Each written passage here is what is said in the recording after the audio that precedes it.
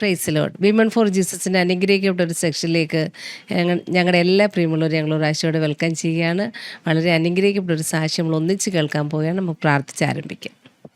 പ്രധാന സ്തോത്രം ചേർത്ത് പ്രാർത്ഥിക്കാം. സ്തോത്രം. ഹല്ലേലൂയ. പരിശുദ്ധ പിതാവേ, അനുഗ്രഹീതമാകുന്ന ഈ നല്ല സമയത്തിനായി ഞങ്ങൾ അങ്ങ് സ്തുതിക്കുന്നു, വാഴ്ത്തുന്നു. തിരുസന്നിധിയിലേക്ക് ഞങ്ങൾക്ക് ഒന്നിച്ച് കടന്നു വരുവാൻ അവിടുന്ന് ഒരുക്കിയ സാവകാശത്തിനായി സ്തോത്രം. ഞങ്ങളുടെ നടുവിലേക്ക് അയച്ചിരിക്കുന്ന അവിടുത്തെ പ്രിയ മകൾക്കായി ഞങ്ങൾ അങ്ങ് സ്തുതിക്കുന്നു. തൻ്റെ ജീവിതാനുഭവങ്ങൾ ഞങ്ങൾക്ക് വലിയ ആത്മിക ബലത്തിന് കാരണമായി തീരണം. ഞങ്ങളുടെ കുറവശങ്ങൾ ക്ഷമിക്കണം. ദൈവമഹത്വം ഞങ്ങളോട് വെളിപ്പെടണം. മുറ്റുമായി സമർപ്പിക്കുകയാണ്. അപ്പോൾ വൻകാര്യങ്ങൾ അവിടുന്ന് ചെയ്യാൻ പോകുന്നത് കൊണ്ട് സ്തോത്രം. സിസ്റ്റർ നെറ്റ്വർക്ക് എല്ലാം കരങ്ങളിലേക്ക് ഏൽപ്പിക്കുന്നു. സഹായിച്ചാട്ടെ, അനുഗ്രഹിച്ചാട്ടെ. പ്രാർത്ഥന വിടുവിച്ചിരിക്കൽ സ്തോത്രം. യേശു മൂലം ഞങ്ങൾ താഴ്മയായി ചോദിക്കുന്നു, കേൾക്കുമാറാകണമേ. ആമേൻ, ആമേൻ. ഇന്ന് നമ്മളോടൊപ്പം തന്നെ അനുഭവങ്ങൾ പങ്കുവെക്കാൻ എത്തിയിരിക്കുന്നത് കേരളത്തിലെ നൂറിനാടിൽ നിന്ന് പ്രിയ സിസ്റ്റർ ദീപ രവിയാണ്. പ്രിയ സിസ്റ്റർ നമ്മൾ സ്നേഹത്തോടെ നമ്മുടെ വിമൺ ഫോർ ജീസസിലേക്ക് വെൽക്കം ചെയ്യുന്നു. പ്രൈസ് ലോർഡ് സിസ്റ്ററെ. Praise lord. നൂറിനാട് എന്നാ ജോയിൻ ചെയ്തേക്കുന്നത് അല്ലയോ? Okay okay.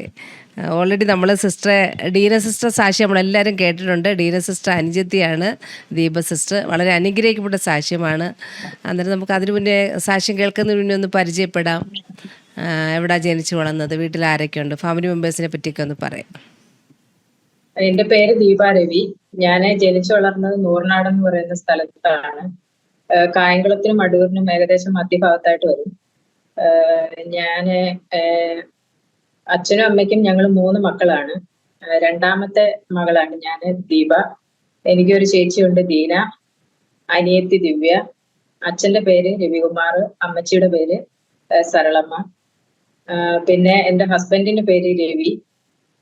2 ആൺമക്കളാണ് ഉള്ളത്. ഒന്ന് അഭിഷേക് രവിയും ഒന്ന് അഭിനവ് രവി. Okay sister. വിവാഹം കഴിച്ച് അയച്ചേക്കുന്ന നൂറിനാട് തന്നെയാണോ?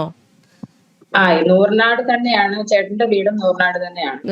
രണ്ടും അടുത്ത് തന്നെ അല്ലേ? നൂറിനാട് ആണെങ്കിൽ തന്നെ എന്റെ വീടും തമ്മിൽ ഏകദേശം 2 കിലോമീറ്റർ ദൂരമുണ്ട്. Okay okay okay sister. ചർച്ചിലൊക്കെ എവിടെയാ അവിടെ പോകുന്നത്? ചർച്ചിൽ ഇവിടെ ഏജിയുടെ ഒരു സഭയിലാണ് പോകുന്നത്. അത് ചാരുമൂട് ഏജി ചർച്ചില. രാജൻ എബ്രഹാം പാസ്റ്ററെ അറിയാമായിരിക്കും. പിന്നെ ബദനി ബൈബിൾ കോളേജിന്റെ പ്രിൻസിപ്പൾ ആയിരുന്നു. അതുപോലെ തന്നെ മേഖലാ ഡയറക്ടർ ആയിരുന്നു. ഇപ്പം പാസ്റ്റർ ചാരുമൂട്ടിലെ ശുശ്രൂഷ ചെയ്യുന്നു. അവിടെയാണ് ഞങ്ങളൊരു 12 വർഷമായിട്ട് അവിടെയാണ്. ശരി.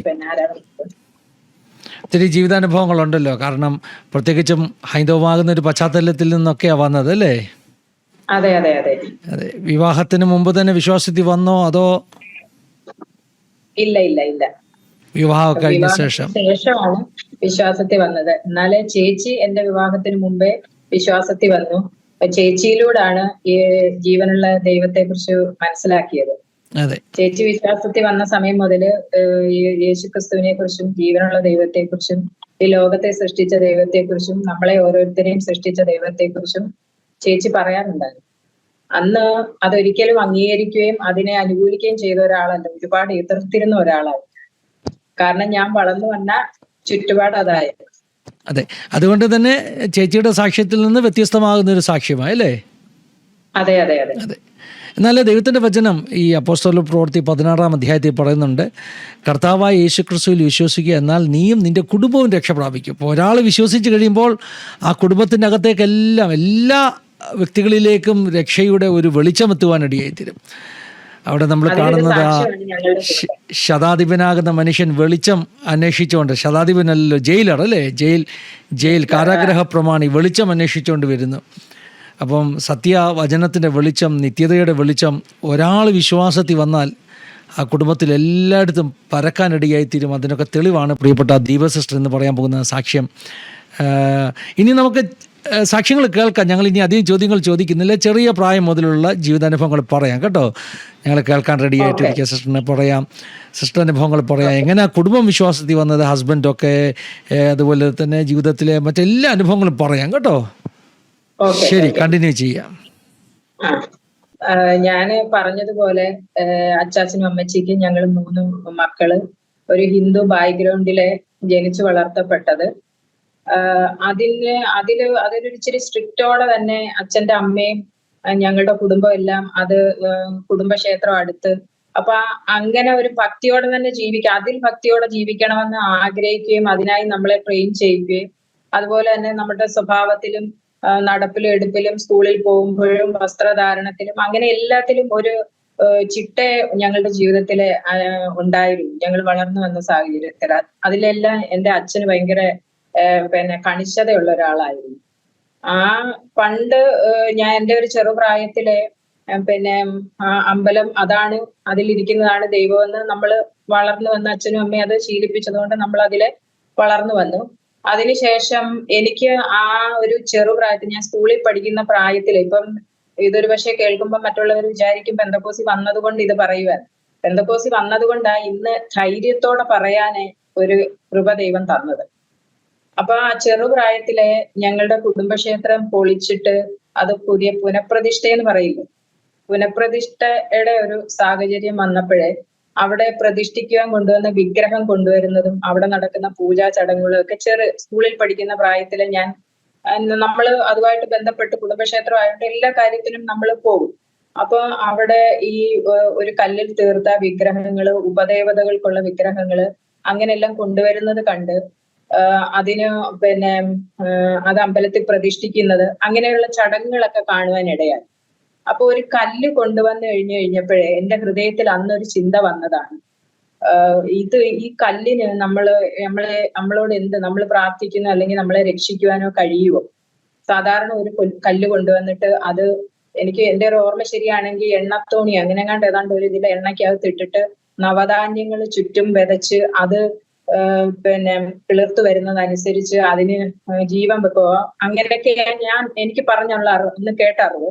അപ്പം ഞാൻ ഈ എന്റെ അച്ഛന്റെ അമ്മയോട് ചോദിക്കും, എന്തൊക്കെ ഇങ്ങനെ സംശയങ്ങൾ ഉണ്ടെങ്കിൽ പെട്ടെന്ന് അവരെന്ത് ചോദിക്കും, അവരെന്ത് പറയും, അല്ലെങ്കിൽ വഴക്ക് പറയോ, അങ്ങനെയൊന്നും ചിന്തിക്കാതെ പെട്ടെന്ന് ചോദിക്കുന്ന ഒരാളായിരുന്നു അതിന്.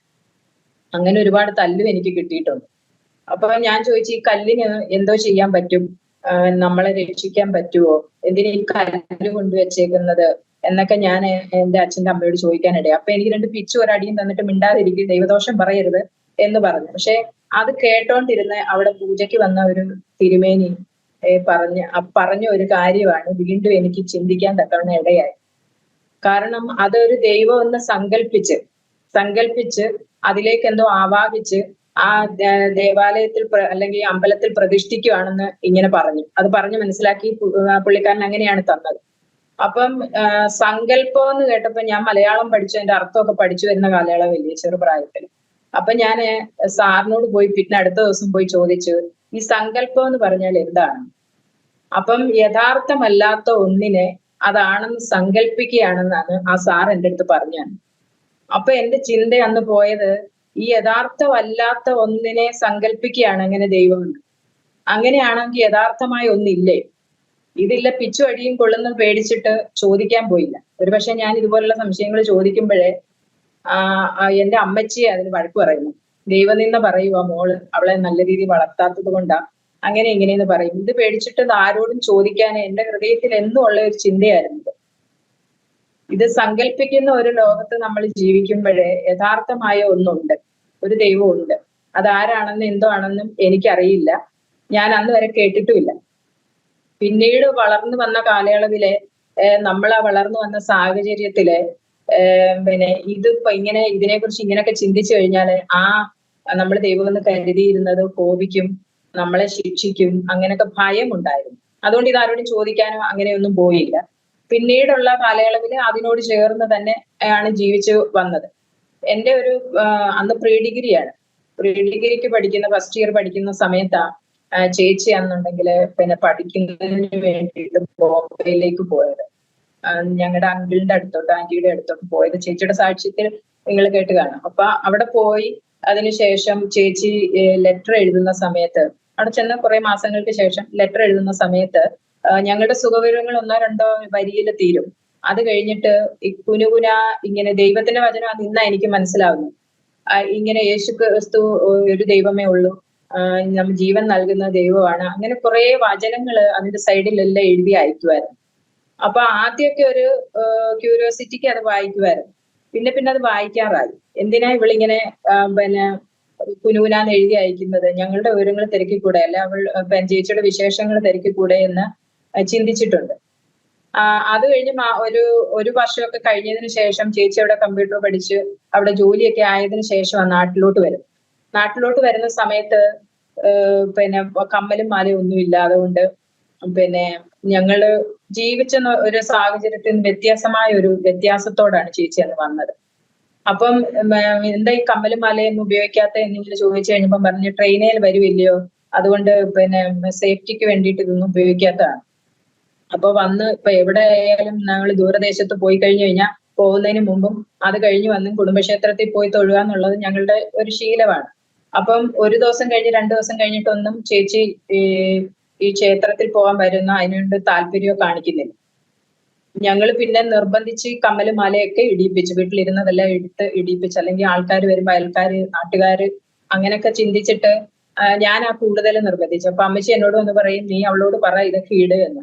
അപ്പം എനിക്ക് ഒരിച്ചിരി ധൈര്യം ഉണ്ട് എന്ന് വിചാരിക്കുന്നത് കൊണ്ട് ചേച്ചിയുടെ അടുത്ത് പോയിട്ട് പിന്നെ ഇതിനെ ഭയങ്കരമായിട്ട് നിർബന്ധിച്ച് ഞാൻ ഇതൊക്കെ ഇടിപ്പിച്ചു. അന്നേരം ചേച്ചി ഒരുപാട് എതിർത്തെങ്കിലും ഞങ്ങളുടെ നിർബന്ധം കാരണം അതിട്ട്.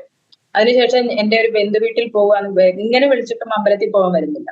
അപ്പം നിർബന്ധിച്ചിട്ട് അടുത്ത ഒരു ബന്ധു വീട്ടിൽ പോവുകയാണെന്ന് പറഞ്ഞിട്ട് അതിന് തൊട്ടപ്പുറത്ത് ഞങ്ങളുടെ ബന്ധു വീടുണ്ട്, അവിടെ പോവാന്ന് പറഞ്ഞിട്ട് നിർബന്ധിച്ച് അമ്പലത്തിൽ കൊണ്ടുപോയി. അവിടെ ചെന്നപ്പോ തൊഴത്തില്ല. ആ കൈ പിടിച്ച് ഇതൊക്കെ ചെയ്യുന്നത് ഞാനാണെന്ന് ഓർക്കണം. നിർബന്ധിച്ച് തൊഴിയിപ്പിച്ചു. ഇതെല്ലാം കഴിച്ചിട്ട് തിരിച്ചു വന്നപ്പം ആ ചേച്ചിയുടെ ആറ്റിറ്റ്യൂഡും കാര്യങ്ങളൊക്കെ കണ്ടപ്പം ഞങ്ങൾക്ക് മാമി അല്ലെങ്കിൽ ഞങ്ങളുടെ ആന്റി വിശ്വാസത്തിലാ എന്നുള്ള ഒരു ചെറിയ അവരിവരൊക്കെ പറഞ്ഞ് ഞങ്ങൾക്ക് അറിയാം. അപ്പൊ ഇനി അതുപോലെ പെന്തക്കോസിൽ പോയതാണ്. പെന്തക്കോസ് എന്തുവാന്നൊന്നും സത്യം പറഞ്ഞു കഴിഞ്ഞാൽ അന്ന് ഞങ്ങൾക്ക് അറിയില്ല.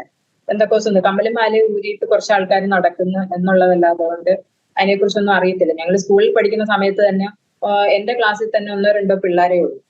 10,000-3000 പിള്ളേർ പഠിക്കുന്നിടത്ത് 1-2 പിള്ളേരേ ഉള്ളൂ അന്ന് പെന്തക്കോസുകാരായിട്ടുള്ളത്. ഏകദേശം 30 വർഷത്തിന് മുമ്പത്തെ കാര്യമാണ്.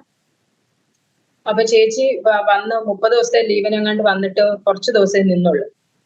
അത് കഴിഞ്ഞിട്ട് പെട്ടെന്ന് കാരണം നമ്മുടെ നിൽക്കാൻ പറ്റുന്നില്ല, ഞങ്ങൾ ഈ കാര്യങ്ങൾക്കെല്ലാം നിർബന്ധിക്കുന്നത്, അമ്പലത്തിൽ പോകാൻ നിർബന്ധിക്കുന്ന അവിടെ അങ്ങനെയുള്ള കാര്യങ്ങളൊക്കെ ആയതുകൊണ്ട് ലീവ് ക്യാൻസൽ ചെയ്തിട്ട് ചേച്ചി ഒരു 10-15 ദിവസം നിന്നുള്ളു.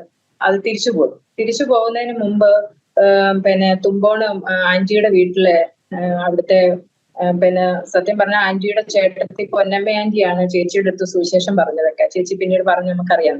അപ്പൊ ആ ആന്റിയെ കാണാൻ വേണ്ടിയിട്ട് തുമ്പോണ് പോയി.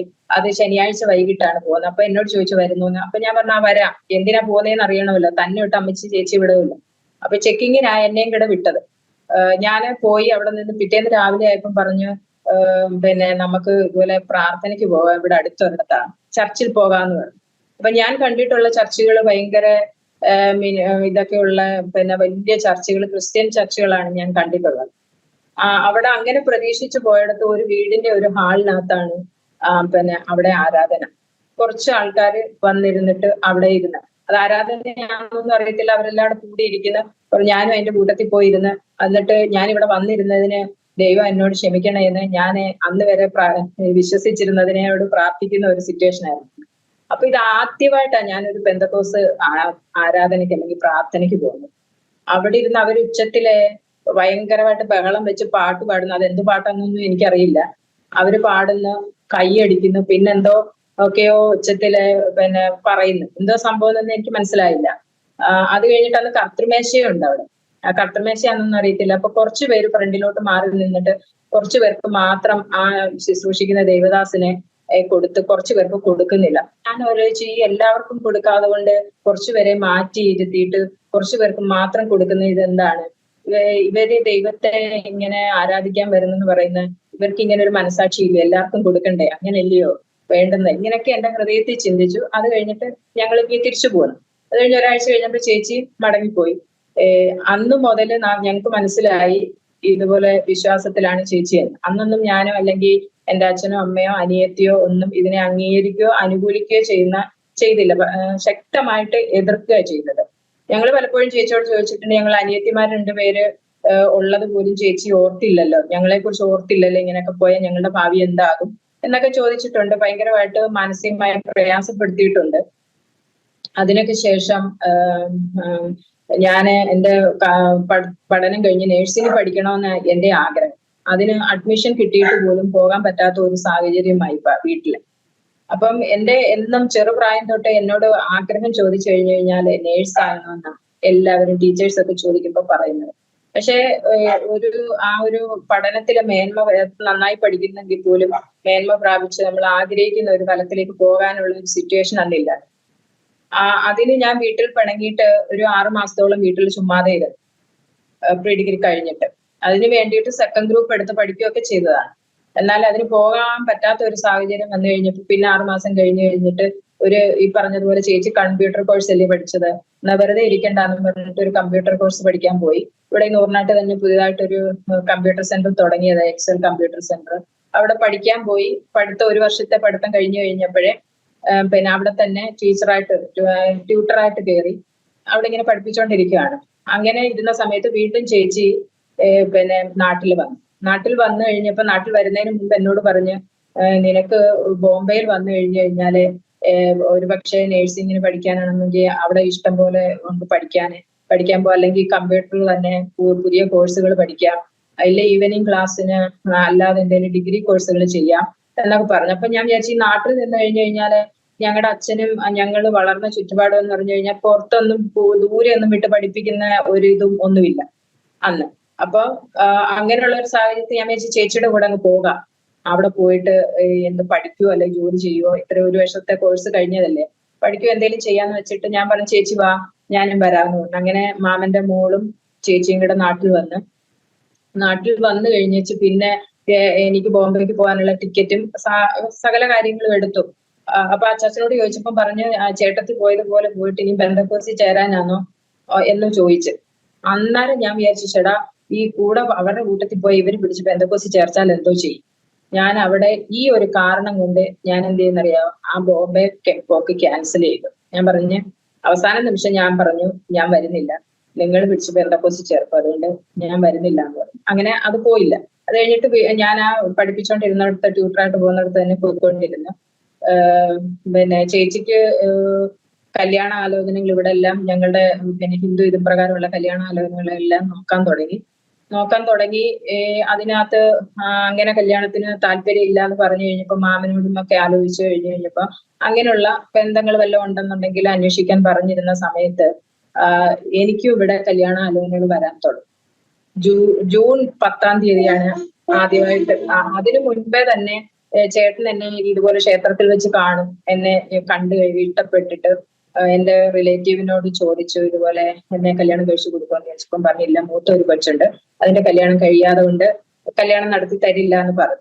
അത് കഴിഞ്ഞിട്ട് 1-2 മാസം കഴിഞ്ഞ് ജൂൺ ആയി കഴിഞ്ഞപ്പം നേരിട്ട് അച്ചാച്ചനോട് തന്നെ വന്ന് ചോദിച്ചു, എനിക്ക് ഈ കൊച്ചിനെ ഇഷ്ടമാണ്, ഇതുപോലെ ഞങ്ങള് ഡിസ്റ്റന്റ് റിലേറ്റീവും കൂടെ, അപ്പം അതുകൊണ്ട് ഒരു കുടുംബക്ഷേത്രമൊക്കെ ഒന്നായതുകൊണ്ട് ബന്ധുക്കൾ തമ്മിലൊക്കെ അങ്ങോട്ട് അറിയുകയൊക്കെ ചെയ്യാന്നൊക്കെ ആയതുകൊണ്ട് വന്ന് നേരിട്ട് ചോദിച്ചപ്പോ അച്ചാച്ചനെ അങ്ങനെ നേരിട്ട് വന്ന് ചോദിച്ചത് അച്ചാച്ചനും ഇഷ്ടപ്പെട്ടു. അന്നേരം പറഞ്ഞ് എന്നാ ആലോചിക്കാന്ന് പറഞ്ഞു. ജൂൺ 10-ാം തീയതി എന്നെ കാണാൻ വരുന്ന. അപ്പം എന്ന് വെച്ച് കഴിഞ്ഞാൽ അച്ചാച്ചന്റെ ഒരു സ്വഭാവം വെച്ചിട്ട് നമ്മളോട് ആലോചിക്കുക, നമ്മളോട് പറയും, കാര്യങ്ങളൊക്കെ പറയുമെങ്കിലും പുള്ളിയുടെ ഇഷ്ടത്തിനാണല്ലോ വീട്ടിലെ എല്ലാ കാര്യങ്ങളും നടക്കുന്നത്. അപ്പൊ എന്നോട് ചോദിച്ചപ്പോ ഞാൻ പറഞ്ഞു ചേച്ചിയോട് ചോദിക്കും, ചേച്ചി നിൽക്കുന്നില്ലയോ എന്നിങ്ങനെ ചോദിച്ചപ്പം മാമനെ വിളിച്ചു ചോദിച്ചപ്പം പറഞ്ഞു നീ അത് നടത്തിക്കോ. ഇപ്പം അച്ചാച്ചനും ഞങ്ങൾക്ക് എല്ലാം പേടിയുണ്ടായിരുന്നു, ചേച്ചി പെന്തക്കോസിൽ പോയിട്ട് ഞങ്ങൾക്ക് ഒരു കല്യാണം കിട്ടുമോ എന്നൊക്കെയുള്ള പേടിയൊക്കെ കൊണ്ട് സത്യം പറഞ്ഞാൽ ഞാനും ഒന്നും മിണ്ടിയില്ല. അച്ചാച്ചൻ ആ കല്യാണം നടത്തി. ജൂലൈ 13-ാം തീയതി 2000 ജൂലൈ 13-ാം തീയതി എന്റെ വിവാഹം ആദ്യം നടന്നു. അത് കഴിഞ്ഞൊരു 3 മാസത്തിന് ശേഷമാണ് ചേച്ചിയുടെ നടന്നത്. അത് കഴിഞ്ഞ് എന്റെ കല്യാണം കഴിഞ്ഞ് 2 മാസത്തോളം ചേട്ടൻ നാട്ടിലുണ്ടായിരുന്നു. ചേട്ടൻ സൗദിയിൽ അന്ന് വർക്ക് ചെയ്യുന്ന സമയമാണ്. ചേട്ടൻ തിരിച്ചുപോയി. ചേട്ടന്റെ പിന്നെ വീട്ടിലെന്ന് പറഞ്ഞു കഴിഞ്ഞാല് ഒരു ചേട്ടനും കുടുംബവും പിന്നെ അവരുടെ വീട്ടിലെ 6 മക്കളാണ് അച്ഛനും അമ്മയ്ക്കും. അച്ഛനാണെങ്കിൽ ചേട്ടൻ 1.5 വയസ്സുള്ളപ്പോഴേ മരിച്ചു പോയതാണ്.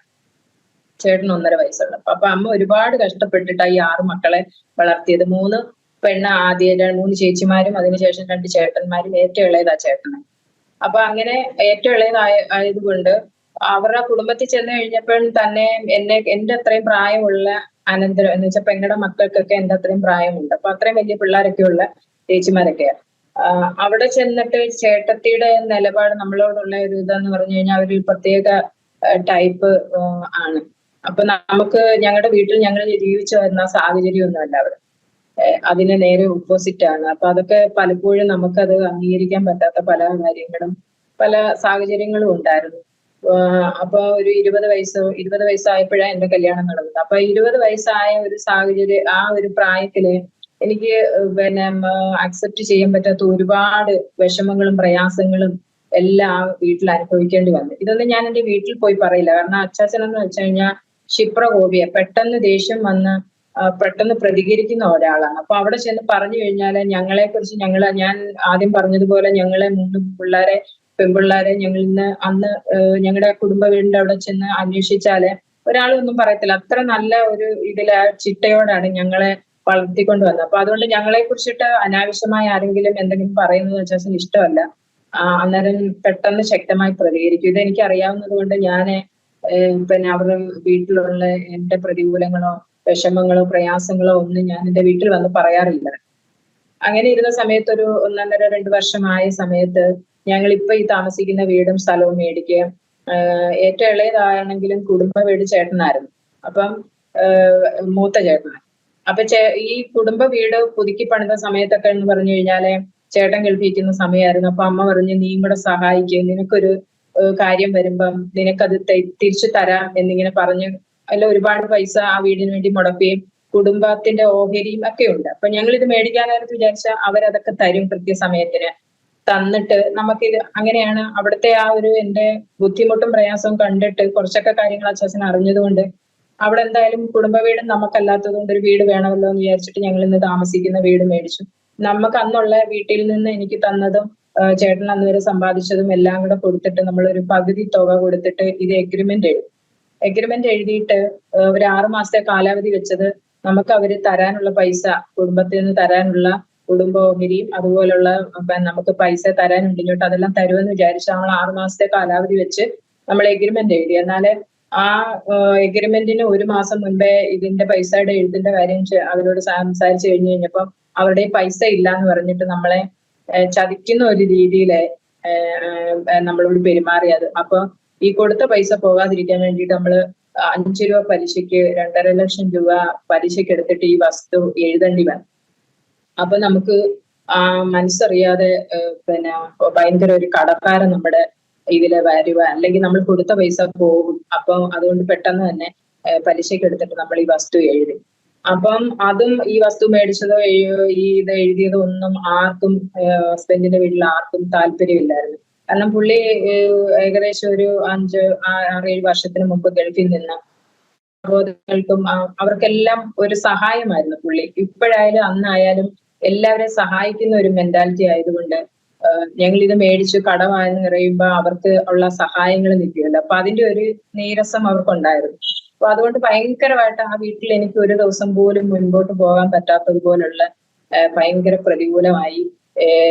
എന്നെ കുറിച്ച് എനിക്ക് ഞാൻ മനസ്സിൽ വിചാരിക്കാത്ത കാര്യങ്ങളും പിന്നെ ഒരു പന്ന സ്ത്രീയെ കുറിച്ച് പറയുന്നത് പോലെ എന്നെ കുറിച്ച് പറയുകയൊക്കെ ചെയ്ത് അതൊക്കെ എനിക്ക് സഹിക്കാൻ പറ്റില്ല. ഈ കടമെല്ലാം അങ്ങനെയുള്ള ഒരു സാഹചര്യത്തില് അവരുടെ സംസാരങ്ങളിൽ നിന്ന് എനിക്ക് മനസ്സിലായി, ചേട്ടൻ ലീവിന് നാട്ടിൽ വന്നു കഴിഞ്ഞാൽ എന്നെ ബന്ധം ഒഴിഞ്ഞു കളയും, ഇത്രയും കടം പുള്ളിയുടെ തലയിൽ വെച്ചു എന്ന് പറഞ്ഞിട്ട് അവര് ചെയ്ത തെറ്റിനെ അവര് ഇത് ചെയ്യുന്നില്ല.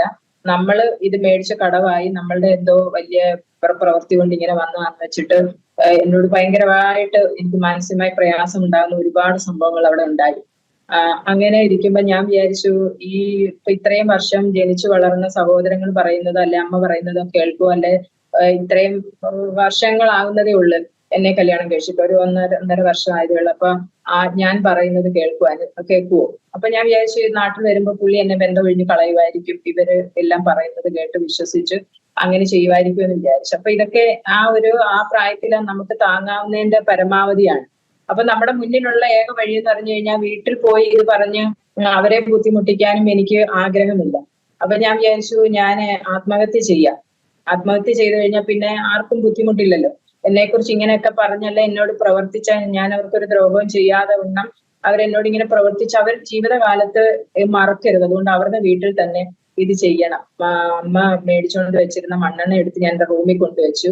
പിന്നെ എല്ലാ സജ്ജീകരണങ്ങളും മരിക്കാനുള്ള എല്ലാ സജ്ജീകരണങ്ങളും ചെയ്തു വെച്ചു. അപ്പം എന്റെ ചേച്ചി ഈ നാട്ടിൽ വന്ന് അവള് പിന്നെ കെസിയ മോളെ പ്രസവിച്ച് അവർക്ക് 1-2 മാസം ആയതേ ഉള്ളൂ. അപ്പൊ ഞാന് ചേച്ചി പ്രസവിച്ചു, അതിന്റെ കാര്യം കുഞ്ഞുങ്ങളെ രാവിലെ പോകും, വീട്ടിൽ പോകും, കാണും, അവരെല്ലാം കണ്ട് തിരിച്ച് വൈകിട്ട് എത്ര പ്രതികൂലമായിരുന്നാലും ഞാൻ എന്റെ ഹസ്ബൻഡിന്റെ വീട്ടിൽ വരും. പുള്ളിക്ക് അതാണ് ഇഷ്ടം. അന്നെന്ന് വെച്ചാൽ ഫോണോ അങ്ങനെയുള്ള കാര്യങ്ങളോ ഒന്നും ഇല്ലാത്തത് കൊണ്ട് നമ്മളൊരു ലെറ്റർ അയച്ച് നമ്മളുടെ പരാതിയും പരിഭവങ്ങളും ഒക്കെ പുള്ളിയോട് പറയണമെങ്കിൽ അതങ്ങ് കിട്ടുമ്പോൾ 1-2 ആഴ്ചയാകും. അപ്പൊ ഈ 2 ആഴ്ചക്കകത്ത് അതിനെക്കാട്ടിലെ 50 പ്രശ്നങ്ങൾ ഈ വീട്ടിലാണ്. അപ്പൊ നമ്മൾ എന്തോ പറയാനാണ്. അപ്പൊ അതുകൊണ്ട് എല്ലാ കാര്യങ്ങളും ഒന്നും നമുക്ക് പറയാനും പറ്റത്തില്ല. അപ്പൊ ഞാൻ ഓർത്ത് എനിക്ക് മക്കളില്ല എന്നുള്ളതിന്റെ ഒരു അതിനും ഒരു പിന്നെ ഇതുണ്ട് നമ്മളുടെ അടുത്ത്, പെരുമാറ്റമുണ്ട്. അതെല്ലാം കൂടെ കണ്ട് സഹിക്കാൻ വയ്യാതെ മരിക്കാൻ തീരുമാനിച്ചു. അപ്പൊ ഞാൻ വിചാരിച്ചു എന്റെ ചേച്ചിക്ക് ഒരു മോളുണ്ടായി, അതിനെ ഒന്ന് കണ്ട് അച്ഛനെയും അമ്മയൊക്കെ ഒന്ന് കണ്ടിട്ട് വന്നിട്ട് ഈ മരിക്കാം, അവരെല്ലാം ഒന്ന് കാണാനെ കൊണ്ട് ഞാൻ വീട്ടിൽ പോയിട്ട് എന്നും ഞാൻ വൈകിട്ട് ഇനി തിരിച്ചു വരുന്നതാണ്. അവിടെ നിൽക്കും, രാവിലെ തൊട്ട് വൈകുന്നേരം വരെ നിൽക്കും. അടുത്ത് വൈകിട്ടുള്ള ബസ്സിൽ കയറി തിരിച്ച് ഇവിടെ വരും. പക്ഷെ അന്ന് ചെന്ന് കഴിഞ്ഞപ്പോ ചേച്ചി എന്നെ വിട്ടില്ല, നിർബന്ധപൂർവ്വം അവിടെ നിർത്തി. അന്നേരം ഞാൻ പറഞ്ഞു ഞാനങ്ങ് പോവുക, ഇവിടെ നിൽക്കുന്നില്ല എന്ന് അന്നേരം പറഞ്ഞു അതല്ല, ഇന്ന് എന്തായാലും നീ ഇവിടെ നിൽക്കെന്ന് പറഞ്ഞു. വൈകിട്ട് ചേച്ചി പ്രാർത്ഥിക്കുന്ന സമയത്ത് പ്രാർത്ഥിക്കാന് പാവിരിച്ചപ്പോ എന്നോട് പറഞ്ഞു നീ ഇരിക്കുന്നോന്ന് ചോദിച്ചു. അപ്പൊ ചേച്ചിയെ എനിക്ക് ഭയങ്കര കാര്യമാണ്, ഭയങ്കര സ്നേഹമാണ്, എല്ലാം ഞങ്ങള് തമ്മിൽ അങ്ങോട്ടും ഇങ്ങോട്ടും ഷെയർ ചെയ്യാത്ത കാര്യങ്ങൾ ഒന്നുമില്ല. പക്ഷെ ഷെയർ ചെയ്യാത്ത ഒരുപാട് കാര്യങ്ങളുമുണ്ട്. വിശ്വാസ സംബന്ധമായിട്ട് നമ്മൾക്ക് അകൽച്ചയുണ്ട് ചേച്ചിയുമായിട്ട്, ഞാനും ചേച്ചിയും തമ്മിൽ. അപ്പം എല്ലാ കാര്യങ്ങളൊന്നും പറയില്ല. ഇങ്ങനെ ഇരുന്ന് കഴിഞ്ഞപ്പോ എന്നോട് പ്രാർത്ഥിക്കാനൊക്കെ ഉണ്ട്, താഴെ ഇരിക്കാൻ പറഞ്ഞപ്പോ ഞാൻ പറഞ്ഞു ചേച്ചി ഒന്ന് പ്രാർത്ഥിച്ചാൽ മതി, ഞാൻ ഇരിക്കില്ല എന്ന് പറഞ്ഞു. ഞാൻ കെസിയമ്മയോട് ആ കട്ടിലേക്ക് കിടന്നു. ചേച്ചി ഇങ്ങനെ ഓരോരുത്തർക്കും വേണ്ടി പ്രാർത്ഥിക്കുന്നത് കേട്ടോണ്ട് കിടക്കുക. ഞാൻ എനിക്ക് വേണ്ടി പ്രാർത്ഥിക്കാൻ തുടങ്ങി കഴിഞ്ഞ് ഓരോ വിഷയങ്ങളും അവള് ദൈവത്തോട് ഇങ്ങനെ പ്രാർത്ഥിക്കുന്ന കേട്ട് കഴിഞ്ഞപ്പം കുറെ സമയമായപ്പോഴത്തേക്ക് എനിക്ക് അവിടെ കിടക്കാൻ പറ്റത്തില്ല. ഞാൻ ആ കാട്ടിയിലേൽ എഴുന്നേറ്റിരുന്നു. ഇച്ചിരി കഴിഞ്ഞപ്പോ വീണ്ടും എനിക്ക് വേണ്ടിയിട്ട് പ്രാർത്ഥിക്കുന്ന കേട്ട് കഴിഞ്ഞപ്പോ എനിക്കറിയത്തില്ല, എന്നെ ആരോ പിന്നെ അവിടെ ഇരിക്കാൻ സമ്മതിക്കാത്തത് പോലൊരു അനുഭവം എനിക്കുണ്ടായി. ഞാൻ ചേച്ചിയുടെ കൂടെ താഴെ ആ പായിൽ വന്നിരുന്നു. പ്രാർത്ഥിക്കുന്ന കേട്ട് കഴിഞ്ഞപ്പോഴേ എനിക്ക് അത്രയും നേരം എന്റെ ഹൃദയം കഠിനമായിരുന്ന എന്റെ ഹൃദയം പിന്നെ എനിക്കങ്ങ് കരച്ചിൽ വന്നിട്ട് ഞാൻ അവിടെ നിന്ന് ഒരുപാട് കരഞ്ഞു. അപ്പൊ ചേച്ചി ആ പ്രാർത്ഥന നിർത്തിയില്ല. പ്രാർത്ഥിച്ചൊക്കെ കഴിഞ്ഞിട്ട് എന്നോട് ചോദിച്ചു, നിനക്ക് കടമുണ്ട്, പിന്നെ അതല്ലാതെ കൊണ്ട് എന്താണ് നിനക്ക് ഇത്രയും വിഷമമുള്ള എന്തെങ്കിലും കാര്യം ഉണ്ടെങ്കിൽ നീ പറ എന്ന് പറഞ്ഞു. അപ്പൊ ഒരാളോട് ഇതൊന്നും ഷെയർ ചെയ്യാനെ കൊണ്ട് എനിക്ക് ആഗ്രഹമില്ലായിരുന്നിട്ട് പോലും ചേച്ചി ചോദിച്ചപ്പോ അറിയാതെ ഞാൻ ഈ മരിക്കാൻ തീരുമാനിച്ച വിവരം വരെ ഞാൻ പറയുവാൻ തക്കവണ്ണം ഇടയായി. അന്നേരം ചേച്ചി പറഞ്ഞ് നമുക്ക് ജീവൻ തന്നത് ദൈവമാണ്, അത് എടുക്കാനും ദൈവത്തിനുള്ള അവകാശം, അങ്ങനെ ചിന്തിക്കരുത് എന്ന് പറഞ്ഞിട്ട് എനിക്ക് വേണ്ടി ഒത്തിരി പ്രാർത്ഥിക്കുകയും ദൈവത്തിന്റെ വചനങ്ങളും ഓരോ കാര്യങ്ങളും എല്ലാം എന്റെ അടുത്ത് പറയുകയും ചെയ്ത് അങ്ങനെ ചിന്തിക്കരുത് ഇനിയും എന്നൊക്കെ പറഞ്ഞിട്ട് ഞങ്ങൾ ഫുഡൊക്കെ കഴിച്ചിട്ട് ഞങ്ങൾ കിടന്നു ഉറങ്ങി. ചേച്ചിയുടെ കൂടെ ഞാൻ ചെല്ലുമ്പം കുഞ്ഞിന്റെ കൂടെ കിടക്കുന്നത്. അവിടെ കിടന്നു ഉറങ്ങി. ഒരു ഉറക്കത്തിൽ ഞാൻ ഇങ്ങനെ കേൾക്കുന്ന ആരോ എനിക്ക് വേണ്ടിയിട്ട് ഇങ്ങനെ പ്രാർത്ഥിക്കുന്നത്. ഞാൻ ഉണർന്നു നോക്കുമ്പോ ചേച്ചി എനിക്ക് വേണ്ടിയിട്ട് ഇരുന്ന് കണ്ണുനീരോടെ കർത്താവിനോട് പ്രാർത്ഥിക്കുന്ന കേൾക്കുന്നത്. അപ്പൊ സാധാരണ ഞാൻ അങ്ങനെ കാണാറുണ്ട് ചേച്ചി രാത്രിയിൽ എഴുന്നേറ്റ് പ്രാർത്ഥിക്കുന്നത്. ഞാൻ വീണ്ടും കിടന്നുറങ്ങി. പിന്നെയും ഞാൻ ഉണരുമ്പോഴെല്ലാം എനിക്ക് വേണ്ടി കണ്ണുനീരോടെ ദൈവത്തോട് പ്രാർത്ഥിക്കുന്ന, കർത്താവിനോട് പ്രാർത്ഥിക്കുന്ന ചേച്ചിയാ കാണുന്നത്. അപ്പം ഒരു വെളുപ്പിനെ ആയി കാണും, അപ്പോഴും ചേച്ചി എനിക്ക് വേണ്ടിയിട്ട് പ്രാർത്ഥിക്കുക കണ്ണുനീരോടെ. അപ്പൊ എന്റെ ഹൃദയത്തിൽ തോന്നി, ഈ ചേച്ചി പ്രാർത്ഥിക്കുന്നത് പോലെ ഒരു ദൈവം ഉണ്ടെന്നുണ്ടെങ്കിൽ എനിക്ക് ഇപ്പൊ എന്റെ പ്രശ്നങ്ങളെല്ലാം ഞാൻ പറയാതെ തന്നെ ഒരുപക്ഷെ ആ ദൈവം അറിയുന്നതായിരിക്കും. അങ്ങനെയാണെങ്കിൽ എനിക്കൊരു സമാധാനം തന്നാൽ മതി, എനിക്കൊരു സ്വസ്ഥതയും സമാധാനമെങ്കിലും തന്നുകൂടെ ഇങ്ങനൊരു ദൈവം ഉണ്ടെന്നുണ്ടെങ്കിൽ. ഇങ്ങനെ എന്റെ ഹൃദയത്തിൽ ചിന്തിച്ച് ഞാൻ വീണ്ടും കിടന്നുറങ്ങി. ഞാൻ രാവിലെ ഉണരുമ്പോഴേ ഞാൻ ആ വീട്ടിലോട്ട് വരുമ്പോഴുള്ള പ്രശ്നങ്ങളെല്ലാം എന്റെ മുൻപിലുണ്ട്. പക്ഷേ ഒരു ഭയങ്കര, അതെങ്ങനെ പറഞ്ഞ് അറിയിക്കണമെന്ന് എനിക്കറിയത്തില്ല, ഒരു വലിയ സമാധാനം, ഈ ലോകം തരാത്ത ഒരു സമാധാനം, മറ്റേ ഒരു സ്വസ്ഥതയും സമാധാനവും ഇല്ലാതെ ഞാൻ ആ വീട്ടിലോട്ട് കയറി വന്നുവെങ്കിൽ ഉറങ്ങി എഴുന്നേക്കും ഞാൻ രാവിലെ എഴുന്നേൽക്കുമ്പം ഒരു വലിയ സമാധാനം, അതെനിക്ക് പറഞ്ഞറിയിക്കാൻ പറ്റത്തില്ല. ക്രിസ്തു എന്റെ ഹൃദയത്തിൽ വന്നത്, എന്റെ ഉള്ളിൽ വന്നത് ഒരു സമാധാനമായിട്ടാണ്. അപ്പൊ അത് കർത്താവാണ്, അതൊന്നും എനിക്കറിയില്ല. പക്ഷെ എനിക്കത് ഫീൽ ചെയ്യുന്നുണ്ട്. ഈ വിഷയങ്ങളെല്ലാം എനിക്ക് ഓർമ്മയുണ്ടെങ്കിൽ പോലും, അല്ല എന്റെ മുൻപിൽ ഉണ്ടെങ്കിൽ പോലും, ഒരു ദൈവിക സമാധാനം എന്റെ ഉള്ളിലുണ്ടായിരുന്നു. ആ ഒരു സമാധാനമായ ക്രിസ്തു എന്റെ ഉള്ളിൽ വന്നത്. അപ്പൊ പിന്നീട് ചേച്ചി, ഞാൻ സത്യം പറഞ്ഞു കഴിഞ്ഞാൽ ആദ്യം ഏറ്റു പറയുന്നത് ചേച്ചിയോടാണ്. ചേച്ചി ഞാൻ രാവിലെ പോകവാന്ന് പറഞ്ഞു കഴിഞ്ഞപ്പോ ചേച്ചി പറഞ്ഞു, നീ ഇന്നലെ വന്നപ്പം ചിന്തിച്ചതുപോലെ ഒന്നും ചെയ്യുകയും ചെയ്യരുത്, ചിന്തിക്കുകയും ചെയ്യരുത്. ഞാൻ പറഞ്ഞു ഇനിയില്ല, ഞാൻ അങ്ങനെ മരിക്കൂല്ല. ഞാൻ അന്നേരം പറഞ്ഞു, നിന്റെ ഏത് പ്രശ്നമാണെങ്കിലും കർത്താവിനോട് പറഞ്ഞാൽ മതി, ദൈവത്തിന് നിന്നെ അറിയാം, ആര് മനസ്സിലാക്കിയില്ലേലും ദൈവം നിന്നെ മനസ്സിലാക്കും. നിന്നെ ദൈവം സ്നേഹിക്കുന്നുണ്ട് എന്ന് പറഞ്ഞു. അപ്പം എനിക്ക് ഒരു ഭയങ്കര വിങ്ങി അല്ലെ മരണത്തെ കുറിച്ച് ചിന്തിച്ചിരുന്ന ഒരു ഞാന് ആ ഒരു ഹൃദയം മാറിയിട്ട് ഒരു പീസ്ഫുൾ മൈൻഡ് എനിക്കുണ്ടായി. അപ്പം അതുകൊണ്ട് എനിക്ക് മനസ്സിലായപ്പോ ഞാൻ ആ മരണത്തെ കുറിച്ചെല്ലാം അതിനി ഇങ്ങനെ ചെയ്യില്ല എന്ന് തീരുമാനിച്ച് ചേച്ചിയുടെ മുന്നില് കർത്താവിനെ രക്ഷിതാവായി സ്വീകരിച്ച ആ കർത്താവായി സ്വീകരിക്കുമ്പോൾ പോലും സത്യം പറഞ്ഞ കർത്താവായ ഞാൻ കണ്ടു വളർന്നതും ശീലിച്ചതും എന്ന് പറഞ്ഞു കഴിഞ്ഞാല് ഈ ക്രിസ്ത്യൻ പള്ളികളുടെ മുമ്പിലൊക്കെ ഇങ്ങനെ ഒരു ബിംബം വെച്ചിരിക്കുന്നത്, അല്ലെന്നുണ്ടെങ്കിൽ ഒരു കുരിശേൽ ഇങ്ങനെ തൂക്കിയിട്ടിരിക്കുന്ന ഒരു കർത്താവ്, അതാണ് ഞാൻ കണ്ടിട്ടുള്ളത്. അപ്പൊ ഞാൻ അന്ന് വിചാരിച്ചിരുന്നത് ആ കർത്താവാണ് യഥാർത്ഥത്തിൽ ബൈബിളിൽ പറയുന്ന യേശു ക്രിസ്തു എന്നാണ് അന്ന് എന്റെ ധാരണ. അപ്പൊ ഞാൻ അത് വിശ്വസിച്ചു, ഞാൻ തിരിച്ചുപോയി. പക്ഷെ അന്ന് മുതല് ഞാൻ എന്റെ ഹൃദയത്തിലെ ആ ഒരു സമാധാനമായി വന്ന ക്രിസ്തു ആ ഒരു സമയം മുതല് ഇന്ന് ഈ നിമിഷം വരെയും എന്റെ മുന്നിൽ ഒരുപാട് പ്രതിസന്ധികൾ വന്നിട്ടുണ്ട്, ഒരുപാട് പ്രശ്നങ്ങൾ വന്നിട്ടുണ്ട്, രോഗങ്ങൾ വന്നിട്ടുണ്ട്, കഷ്ടങ്ങൾ വന്നിട്ടുണ്ട്. പക്ഷെ എന്നെ അന്ന് മുതൽ സ്ട്രോങ് ആക്കിയ ഒരു ദൈവമുണ്ട്. അവിടെയൊന്നും പതറിപ്പോകാതെ സ്ട്രോങ് ആക്കിയ ഒരു ദൈവം. ഞാന് എന്റെ ജീവിതത്തിലൂടെ ഓരോരോ പ്രശ്നങ്ങളിലൂടെ ആണ് ഈ ദൈവത്തെ മനസ്സിലാക്കി എടുത്തത്. ഈ ദൈവം ആരാണെന്നും ജീവനുള്ള ദൈവം ആരാണെന്നും ക്രിസ്തു ആരാണെന്നും എല്ലാം ഞാൻ മനസ്സിലാക്കി എടുത്തത്. അത് കഴിഞ്ഞിട്ട് ഞാൻ എന്റെ ഹസ്ബൻഡിന്റെ വീട്ടിൽ വന്ന് ഇടയ്ക്കൊക്കെ ചേച്ചി എന്നെ വിളിക്കും പ്രാർത്ഥനയ്ക്ക് പോകാൻ വേണ്ടിയിട്ട്. പാറയിലെ ചേച്ചിയുടെ ഒരു ചർച്ച ഉണ്ട്, അവിടാണ് ചേച്ചി ആരാധനയ്ക്ക് പോകുന്നത്. കൊച്ചിനെ നോക്കാനാണെന്ന് പറഞ്ഞിട്ട് എന്നെ ഇടയ്ക്ക് ചേച്ചി വന്ന് വിളിച്ചുകൊണ്ട് പോകും. അവള് സമ്മതിക്കത്തില്ല പ്രാർത്ഥനയ്ക്ക്. എന്റെ അമ്മായിയമ്മയോട് തന്നെ പറയും അവളെയും കൂടെ, അങ്ങനെ എന്താ മോള് കൊണ്ടുപോയിക്കോ, കുഴപ്പമില്ല എന്ന് പറയും. അപ്പൊ അങ്ങനെയൊക്കെ ഞാൻ അവരോട് പറഞ്ഞും പറയാതെയൊക്കെ വീട്ടിൽ പോവുകയാണെന്നൊക്കെ പറഞ്ഞിട്ട് ഈ പ്രാർത്ഥനകൾക്കൊക്കെ പോകാൻ തുടങ്ങി. അതൊക്കെ എനിക്കൊരു ഭയങ്കര. പക്ഷെ ഓരോ ആദ്യത്തെ ദിവസം തന്നെ ഞാൻ പോയിട്ട് തിരിച്ച് വീട്ടിലോട്ട് വരുമ്പോഴേ എന്റെ പേഴ്സ് മോഷണം പോയി.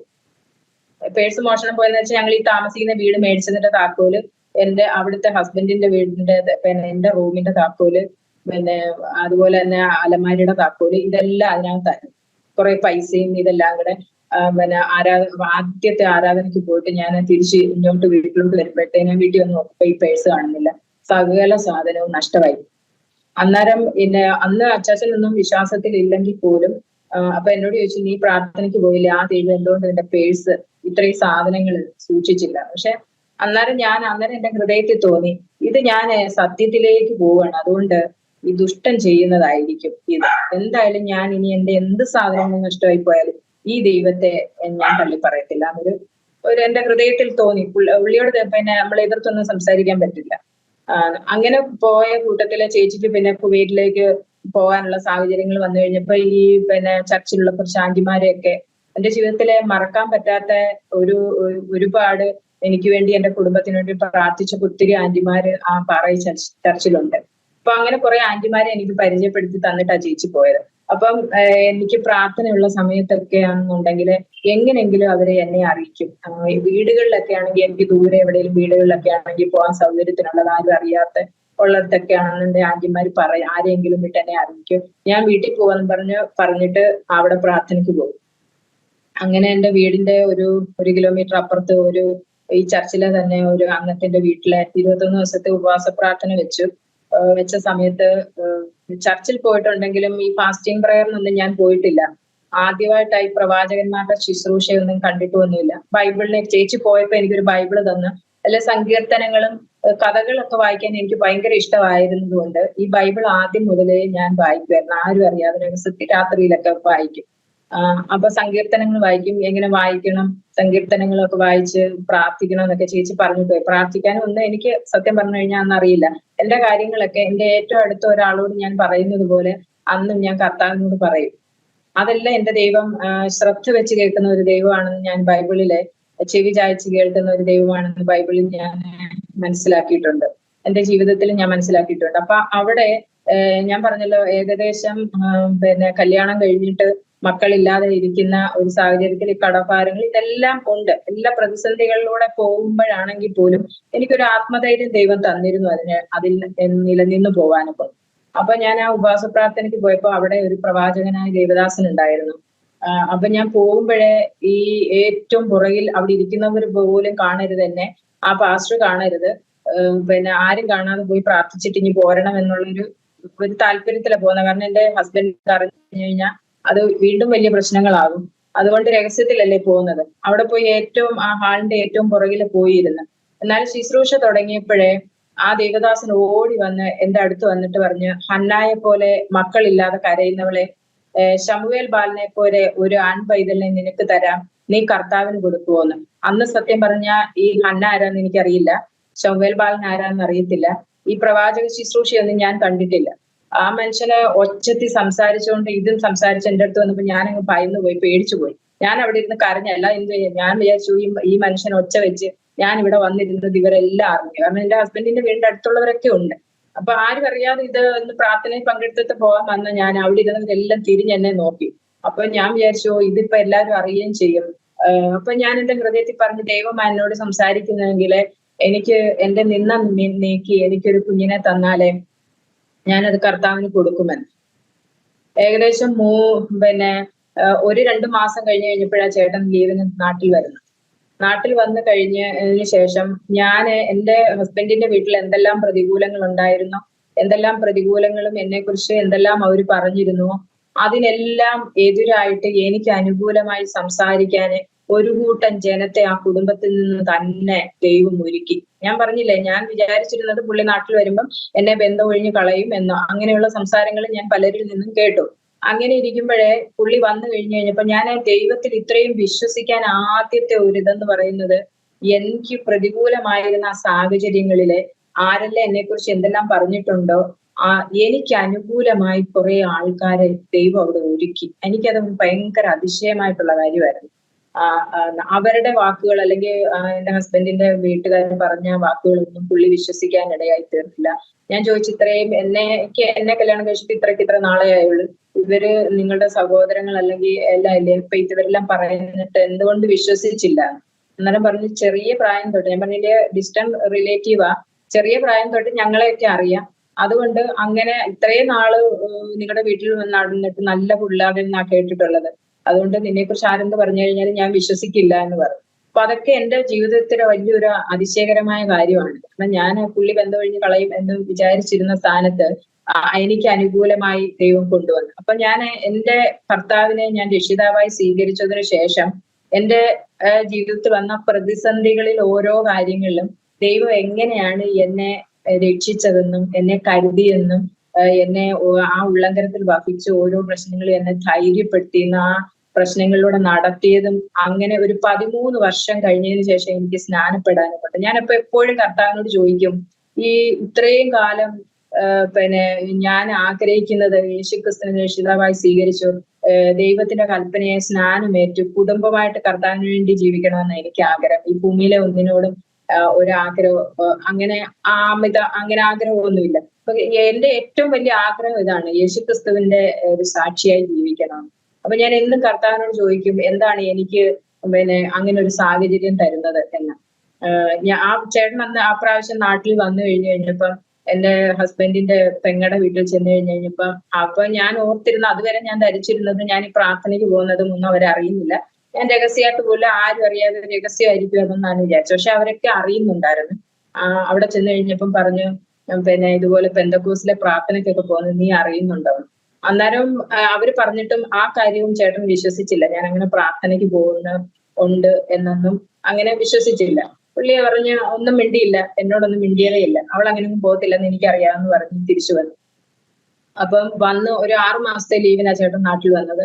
ഒരു 4 മാസം ആയപ്പോഴും ഒരു 4 മാസമൊക്കെ കഴിഞ്ഞപ്പോഴേ ചേട്ടന്റെ അമ്മ എന്നുണ്ടെങ്കിൽ ചേട്ടനോട് പറഞ്ഞു, ഇവർക്ക് ഏതാണ്ട് വ്യാധി എങ്ങണ്ട, അതുകൊണ്ട് ഏതെങ്കിലും ഹോസ്പിറ്റലിൽ കൊണ്ടുപോയി നിന്റെ ഒരു കുഞ്ഞിനെ കൂടെ കണ്ടിട്ട് മരിക്കണമെന്ന് എന്റെ ആഗ്രഹം എന്നൊക്കെ പറഞ്ഞു. അപ്പൊ അങ്ങനെ ഞങ്ങളൊരു എന്റെ വീട്ടുകാരുടെ ഒക്കെ നിർബന്ധത്തിന് ഞങ്ങളൊരു ഹോസ്പിറ്റലിൽ പോയി. ആദ്യം എന്റെ സ്കാനിങ്ങും അതുപോലുള്ള ടെസ്റ്റുകളും കാര്യങ്ങളും ഒക്കെ കഴിഞ്ഞു. എനിക്ക് ഒരു കുഴപ്പമില്ലാന്ന് അവര് സർട്ടിഫൈ ചെയ്ത് പിന്നെ ചേട്ടനെ ടെസ്റ്റ് ചെയ്ത് നോക്കിയപ്പോഴേ അവിടെ ഈ അമോണിയ ഉണ്ടാക്കുന്ന, യൂറിയ ഒക്കെ ഉണ്ടാക്കുന്ന ഒരു കമ്പനിയിലാണ് ഏകദേശം പുള്ളി 8 വർഷമായിട്ട് ജോലി ചെയ്യുന്നത്. അതിന്റെ ഒരു ആഫ്റ്റർ ഇഫക്റ്റ് ആയിരിക്കും പുള്ളിക്ക് പിന്നെ ഇത് ഉള്ളത്, ചലനശേഷിയില്ല.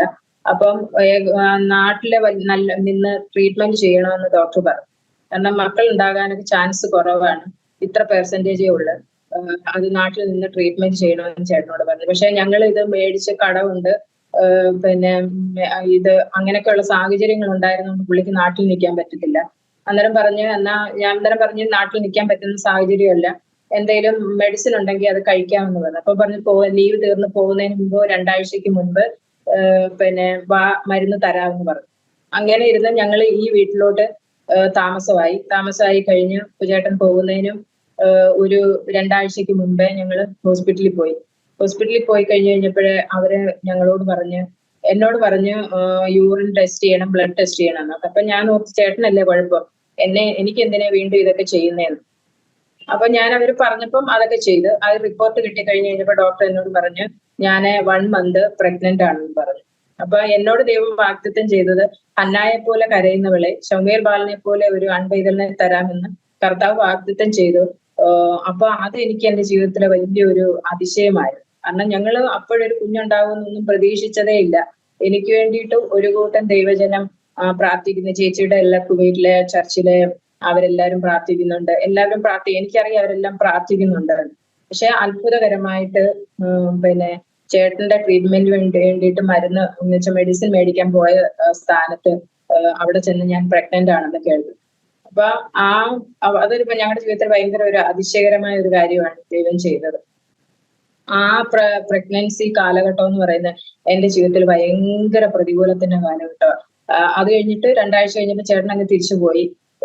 ഇവിടെ എന്റെ കൂടെ എന്റെ അച്ഛനും അമ്മയും വന്ന് ഇവിടെ. അപ്പൊ 1 മാസം കഴിഞ്ഞപ്പോൾ എനിക്ക് ബ്ലീഡിങ് ഉണ്ടായി. അപ്പൊ പെട്ടെന്ന് ഹോസ്പിറ്റലിൽ കൊണ്ടുപോയി. അവിടെ ചെന്ന് കഴിഞ്ഞപ്പോൾ സ്കാൻ ചെയ്തപ്പോൾ കുഴപ്പമില്ലെങ്കിലും ബെഡ് റെസ്റ്റ് ചെയ്യണമെന്ന് പറഞ്ഞു. ബാത്റൂമിലും ഹോസ്പിറ്റലിലും അല്ലാതെ പോകാനും ബെഡിൽ നിന്ന് എഴുന്നേക്കാതെ, അതുപോലെ തന്നെ ഭയങ്കര ഛർദിലും 6-7 മാസത്തോളം ഭയങ്കര ഛർദിലും, അങ്ങനെ എന്നുവെച്ചാൽ ആ ഗർഭകാലം എന്ന് പറയുന്നത് ഭയങ്കര പ്രതികൂലത്തിന്റെ ഒരു സമയമായിരുന്നു. എന്നാൽ അതിനകത്തെല്ലാം ഓരോ മാസം ചെക്ക് ചെയ്യാൻ ഡോക്ടറെ അടുത്ത് ചെല്ലുമ്പോൾ ഡോക്ടർ പറയും വെയിറ്റ് കുറവാണ്, എനിക്കും വെയിറ്റ് കുറവാ, കൊച്ചിനും വെയിറ്റ് കുറവാണ് എന്നും പറയും. 8-ാം മാസത്തെ പിന്നെ സ്കാനിങ് വരെയും അങ്ങനെയാ പറഞ്ഞത്. അത് കഴിഞ്ഞിട്ട് 9 മാസം പൂർത്തിയായി ഡേറ്റ് പറഞ്ഞ ആ സമയം വരെ എനിക്ക് അങ്ങനെ വേദനയോ കാര്യങ്ങളോ ഒന്നും വന്നില്ല. ഹോസ്പിറ്റലിൽ അഡ്മിറ്റ് ചെയ്ത് അപ്പം എന്റെ ഒരു നോർമൽ പൊസിഷനിൽ ഇരിക്കേണ്ട കുഞ്ഞ് അതിന്റെ ഓപ്പോസിറ്റ് പൊസിഷനിലായിരിക്കുന്നത്. അപ്പം പ്ലാസന്റെ താഴെയും കുഞ്ഞ് മുകളിലായിട്ട് ഇരിക്കുന്നു. അപ്പൊ ബ്ലീഡിങ് ഉണ്ടാകും. അപ്പം പിന്നെ ഈ നോർമൽ ഡെലിവറി ബുദ്ധിമുട്ടാണെന്ന് പറഞ്ഞാൽ അങ്ങനെ സിസേറിയന് തീരുമാനിച്ചു.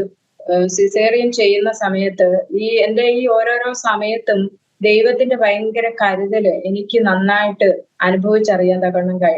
ഓരോ സമയത്തും അതെനിക്ക് ദൈവം എങ്ങനെയാണ് എന്നെ കരുതുന്നത്, അങ്ങനെയാണ് ഞാൻ ഇങ്ങനെ ഒരു ദൈവം ഉണ്ടെന്ന് മനസ്സിലാക്കിയെടുത്തത്. എന്നെ സിസേറിയൻ ചെയ്യുന്ന സമയത്ത് ഉള്ളിൽ എനിക്ക് ബോധമുണ്ട്. ചെയ്യുന്ന സമയത്ത് അവര് ഇത് കട്ട് ചെയ്ത് കുഞ്ഞിനെ ഇങ്ങനെ പുഷ് ചെയ്ത് ഇറക്കുന്ന സമയത്ത് പെട്ടെന്ന് എനിക്ക് തോന്നിയ ഒരു ഇരുട്ട് വന്ന് എന്നെ മൂടുന്നതായിട്ട്. അപ്പൊ ഞാൻ ഓർത്തു ഞാനങ്ങ് മരിച്ചു പോവുകയാണ്, ഈ കുഞ്ഞിന്റെ മുഖം എനിക്ക് കാണാൻ പറ്റില്ല. ചേട്ടന് വരാൻ പ്രസവം സംബന്ധിച്ച് വരാൻ ലീവ് കിട്ടിയില്ല. അപ്പൊ പുള്ളിയെ എനിക്ക് കാണാൻ പറ്റത്തില്ലയോ, ഞാൻ മരിച്ചു പോവാന്ന് കർത്താവെ ഞാൻ ചോദിച്ചപ്പോഴേ ഞാൻ എന്റെ ജീവിതത്തിലെ എന്റെ ഈ പ്രായത്തിന് അകത്ത് അതുപോലൊരു പ്രകാശം കണ്ടിട്ടില്ല. ആ ഇരുട്ട് എന്നെ മൂടിക്കഴിഞ്ഞപ്പോ ഒരു പ്രകാശം വന്ന് എന്നെ പിന്നെ ഇങ്ങനെ പൊതിഞ്ഞ് ആ ഇരുട്ടിൽ നിന്ന് രക്ഷിക്കുന്നതായിട്ട് എനിക്ക് ഫീൽ ചെയ്ത് ആ സമയത്ത് ഞാൻ എന്റെ കുഞ്ഞിന്റെ കരച്ചിൽ കേട്ട്. അപ്പം അവിടെ എനിക്ക് വേണ്ടിയിട്ട് അവിടെ ചെയ്ത എല്ലാ ഉപകരണങ്ങളും ഭയങ്കര സൗണ്ട് ഉണ്ടാക്കുന്നതൊക്കെ എനിക്ക് അറിയാം. എന്തോ ഒരു വലിയ പ്രയാസത്തില് ഞാനന്ന് മരിച്ചു പോകേണ്ടിയിരുന്നിടത്തുനിന്ന് ദൈവം എനിക്ക് ഒരു ജീവനെ തന്നാന്ന് ഞാൻ വിശ്വസിക്കുന്നു, കർത്താവിൽ വിശ്വസിക്കുന്നു. അന്നേരം ഡോക്ടേഴ്സ് പറയുന്ന കുഞ്ഞിന്റെ തൂക്കം നോക്കിയിട്ട് ഡോക്ടേഴ്സ് പറയുന്ന ഈ 1 മാസം കൊണ്ട് ഈ കൊച്ചു എന്ത് കഴിച്ചിട്ടാണ് ഇത്രയും വെയിറ്റ് ഉള്ള ഒരു കുഞ്ഞിനെ കിട്ടിയത്. 3,900 ഉണ്ടായിരുന്നു ആ കുഞ്ഞിന്റെ വെയിറ്റ്. നല്ല വലിയൊരു കുഞ്ഞിനെ തന്നെ ആ 8 മാസം വരെയും വെയിറ്റ് ഇല്ല എന്ന് പറഞ്ഞു. പക്ഷെ അവനെ ഞാൻ സിസേറിയൻ ചെയ്തെടുക്കുമ്പോഴേ 3,900 ഏകദേശം 4 കിലോയ്ക്ക് അടുത്ത് വെയിറ്റ് ഉള്ള ഒരു നല്ല ഒരു കുഞ്ഞിനെ, ആരോഗ്യവും ഉള്ള നല്ലൊരു കുഞ്ഞിനെ തന്നെ എല്ലാവരും, അന്ന് ഞങ്ങളുടെ ബന്ധുമിത്രാദികളെല്ലാം വന്ന് ഈ കുഞ്ഞിനെ കാണാൻ വന്നിട്ട് എല്ലാവരും കയ്യിലെടുത്തിട്ട് പറയാം, ഈ കൊച്ചിന്റെ വയറ്റിൽ കിടന്നതാണോ ഈ കുഞ്ഞ്, എന്തോ ഒരു വെയിറ്റ്, എന്തോ ഒരു വലിയ കൊച്ചെന്ന്. അതുപോലുള്ള ഒരു കുഞ്ഞിനെ ദൈവം, അതാ വാക്തത്വം പറഞ്ഞ ദൈവം വിശ്വസ്തനാണ്. ആ വാക്ക് പറഞ്ഞാൽ വാക്ക് മാറാത്ത ദൈവം എനിക്ക് അനുഗ്രഹിക്കപ്പെട്ട ഒരു തലമുറയെ നൽകി. എന്റെ നിന്ന മക്കളില്ല എന്ന് പറഞ്ഞ് ഒരുപാട് നിന്ന അനുഭവിച്ച എനിക്ക് മക്കളെ തന്ന ദൈവം എന്നെ അനുഗ്രഹിച്ചു. അങ്ങനെ ഓരോരോ കാര്യങ്ങളിൽ എന്റെ ജീവിതത്തിലെ ദൈവം എനിക്ക് ചെയ്തു തന്ന നന്മകളിലൂടെ, അല്ലെങ്കിൽ ആ ദൈവത്തിന്റെ പ്രസൻസിലൂടെയാണ് ഞാൻ യേശുക്രിസ്തുവിനെ ഓരോരോ കാര്യങ്ങളിലൂടെ മനസ്സിലാക്കിയെടുത്തത്. അതിനുശേഷം ഞങ്ങളുടെ പിന്നെ ചേട്ടന് 2 വർഷം കൂടുമ്പോൾ നാട്ടിൽ വരും. പക്ഷെ പിന്നീട് ഒരു 7.5 വർഷക്കാലം വരെയും പിന്നെയും കുഞ്ഞുങ്ങളില്ല. വീണ്ടും ഞങ്ങളില്ല പഴയ ഡോക്ടറിനെ തന്നെ പോയി എല്ലാവരുടെയും നിർബന്ധത്തിന് കണ്ട്. ഈ വർഷത്തിനിടയ്ക്ക് അച്ചാച്ചൻ സ്നാനപ്പെട്ട്, അമ്മച്ചി സ്നാനപ്പെട്ട്, പിന്നെ അങ്ങനെ നമ്മുടെ കുടുംബത്തിൽ നിന്ന് കുറച്ച് പേരെല്ലാം എന്റെ കുഞ്ഞമ്മയുടെ മോനെ രക്ഷിക്കപ്പെട്ട് സ്നാനപ്പെട്ട്, പിന്നെ അങ്ങനെ വിശ്വാസത്തിലുള്ള ഒരു പൈതലിനെ തന്നെ അതിന് കിട്ടുകയും വിവാഹം നടക്കുകയൊക്കെ ചെയ്ത്.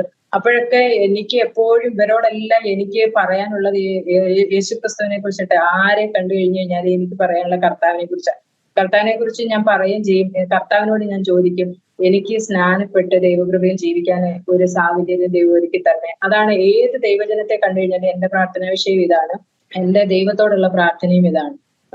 അപ്പോൾ ഞങ്ങൾ വീണ്ടും ആ ഡോക്ടറെ കാണാൻ പോയി. ആ ഒരു 7 വർഷത്തിനകത്ത് തന്നെ എന്റെ വീട്ടിലെ ഞാൻ അനുഭവിച്ചിരുന്ന ഈ കടഭാരത്തിൽ നിന്ന് ഞങ്ങളുടെ ഈ അങ്ങനെ എന്തെല്ലാം പ്രശ്നങ്ങളുണ്ടോ അതെല്ലാം ദൈവം സോൾവ് ചെയ്തു തന്നുള്ള അത്ഭുതകരമായ വഴികളിലൂടെ ദൈവം ഞങ്ങൾക്ക് ദൈവം ഞങ്ങൾക്ക് അനുഗ്രഹങ്ങളെ തന്നു. 7.5 വർഷത്തിന് ശേഷം മക്കളില്ലെന്ന് പറഞ്ഞ് വീണ്ടും ഞങ്ങള് ഡോക്ടറെ പോയി. വീട്ടിലുള്ളവരുടെ നിർബന്ധം, അതുപോലെ തന്നെ മോനെ, ചേച്ചിക്ക് പിന്നെ മക്കളുണ്ട്, അനിയത്തിക്ക് 2 മക്കള്. അപ്പൊ അവരൊക്കെ 2-3 പേരുണ്ട്.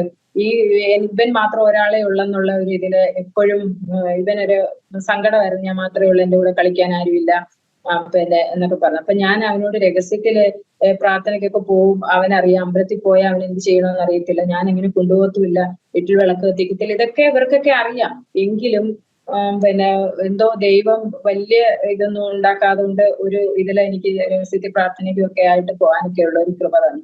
അപ്പൊ അവിടെ പോയി ആദ്യത്തെ പ്രൊസീജിയർ പോലെ എന്നെ സ്കാൻ ചെയ്ത് ബ്ലഡ് ടെസ്റ്റും കാര്യങ്ങളും എല്ലാം ചെയ്ത് കഴിഞ്ഞിട്ട് ആ റിപ്പോർട്ട് കണ്ടിട്ട് ഡോക്ടർ പറഞ്ഞു 10 വയസ്സ് ഉള്ള ഒരു പെൺകുഞ്ഞിന്റെ ഗർഭപാത്രം ചുരുങ്ങി എങ്ങനെ ഇരിക്കുന്നു അതുപോലെ എന്റെ ഗർഭപാത്രം ചുരുങ്ങിപ്പോയി, ഇനി മക്കൾ ഉണ്ടാകില്ല എന്ന് പറഞ്ഞു. അന്നേരം അപ്പൊ ഞങ്ങളുടെ ആ മുഖഭാവം കണ്ടു കഴിഞ്ഞപ്പം പറഞ്ഞു, നമുക്ക് ട്രീറ്റ്മെന്റ് ചെയ്ത് നോക്കാം, നിങ്ങള് പിന്നെ എന്തോ മരുന്നോ എന്തൊക്കെയോ ഞങ്ങൾക്ക് തന്നിട്ട് പറഞ്ഞു 1 മാസം കഴിഞ്ഞിട്ട് ചെല്ലാൻ പറഞ്ഞു.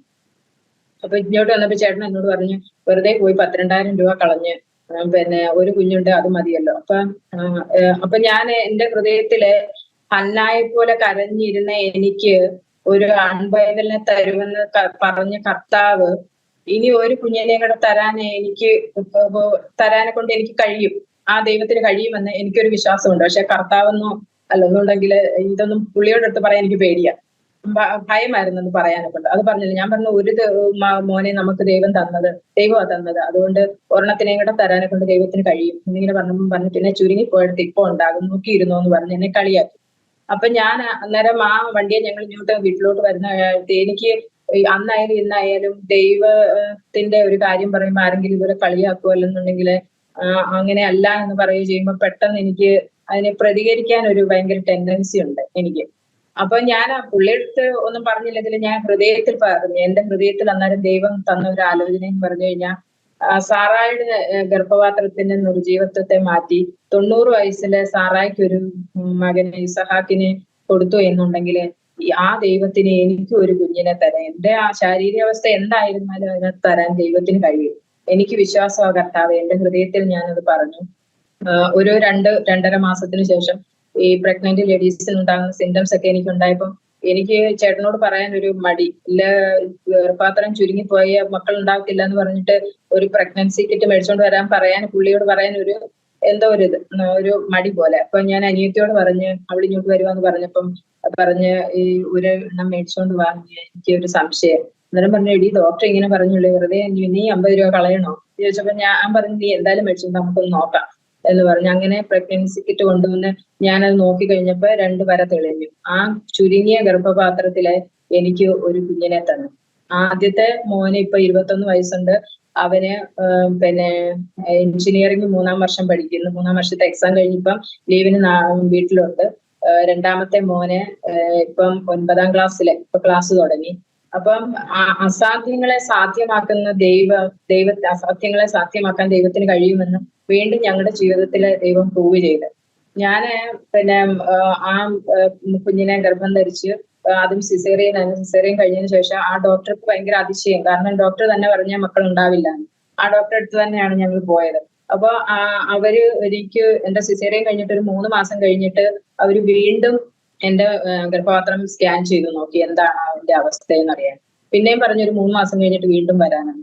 അങ്ങനെ വീണ്ടും അവര് അത് സ്കാൻ ചെയ്ത് നോക്കി.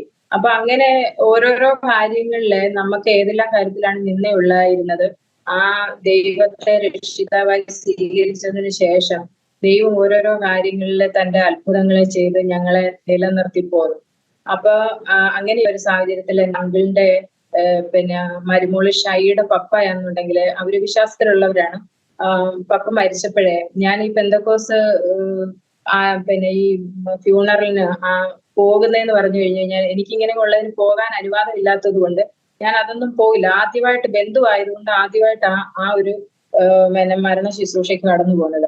അവിടെ ചെന്നപ്പോഴേ പിന്നെ എന്റെ ഇളയ മോന് 2-3 മാസം ആയതേ ഉള്ളൂ. ഞാൻ പ്രസവിച്ചിട്ട് 2-3 മാസം ആയതേ ഉള്ളൂ. അപ്പൊ അവിടെ ചെന്നപ്പോ അവിടെ ശുശ്രൂഷിച്ചോണ്ടിരുന്ന ഒരു വചനം ഇങ്ങനെ ബൈക്കിലൂടെ കേൾക്കുന്നു, ഇന്ന് രാത്രി നിന്റെ ജീവൻ പിന്നെ പോയാല് നീ എവിടെ പോകുമെന്ന്. പക്ഷെ അത് എനിക്ക് ആ ഒരു ദേവദാസൻ അവിടെ ശുശ്രൂഷിച്ചോണ്ടിരുന്നെങ്കിലും ആ മൈക്കിലൂടെ ആ വചനം കേട്ടപ്പോഴേ എന്റെ നെഞ്ചിലെ കൂടം കൊണ്ട് അടിക്കുന്നത് പോലെ എനിക്ക് ഫീൽ ചെയ്തത്. അപ്പൊ ഞാൻ അന്നേരം തൊട്ട് കരയാൻ തുടങ്ങി. അപ്പൊ എല്ലാവരും എന്റെ കൂടെ വന്ന എന്റെ ബന്ധുക്കളെല്ലാം നോക്കി, ഈ എന്തിനാ ഇത്രയും പിന്നെ ഞാൻ ഇങ്ങനെ കരയുന്നത്. പക്ഷെ ഞാൻ ഈ വചനം കേട്ടിട്ടാണ് കരഞ്ഞത്. അപ്പൊ ഞാൻ എന്റെ ഹൃദയത്തിൽ ചിന്തിച്ചു, എനിക്ക് മക്കളില്ലായിരുന്നു, എനിക്ക് 2 മക്കളെ തന്നു. കടം കൊണ്ട് ബുദ്ധിമുട്ടി അതിനെല്ലാം ദൈവം എനിക്ക് പിന്നെ അതെല്ലാം മാറ്റി തന്നു. പിന്നെ ഞാൻ ഇപ്പൊ നല്ല സ്വസ്ഥതയിൽ ജീവിക്കുകയാണ്. എനിക്ക് എന്തെല്ലാം പ്രശ്നങ്ങളുണ്ടായിരുന്നു അതിനെല്ലാം ദൈവം മാറ്റം തന്നെ. എന്നാലേ ഈ 2 കുഞ്ഞുങ്ങളും എന്റെ ചേട്ടനും ഞാനും മരിച്ചു പോയാൽ എവിടെ പോകും? നരകത്തിൽ പോയി വീഴും, അല്ലയോ? ആ ഒരു ചിന്ത എന്നെ അതുവരെ അന്നൊരു ഒരു മാനസാന്തരത്തിലേക്ക് ആ വചനം എന്നെ നടത്തി. അന്ന് മുതല് പഴയതുപോലെയല്ല, കൂടുതൽ ദൈവസന്നിധി കരയാൻ തുടങ്ങി.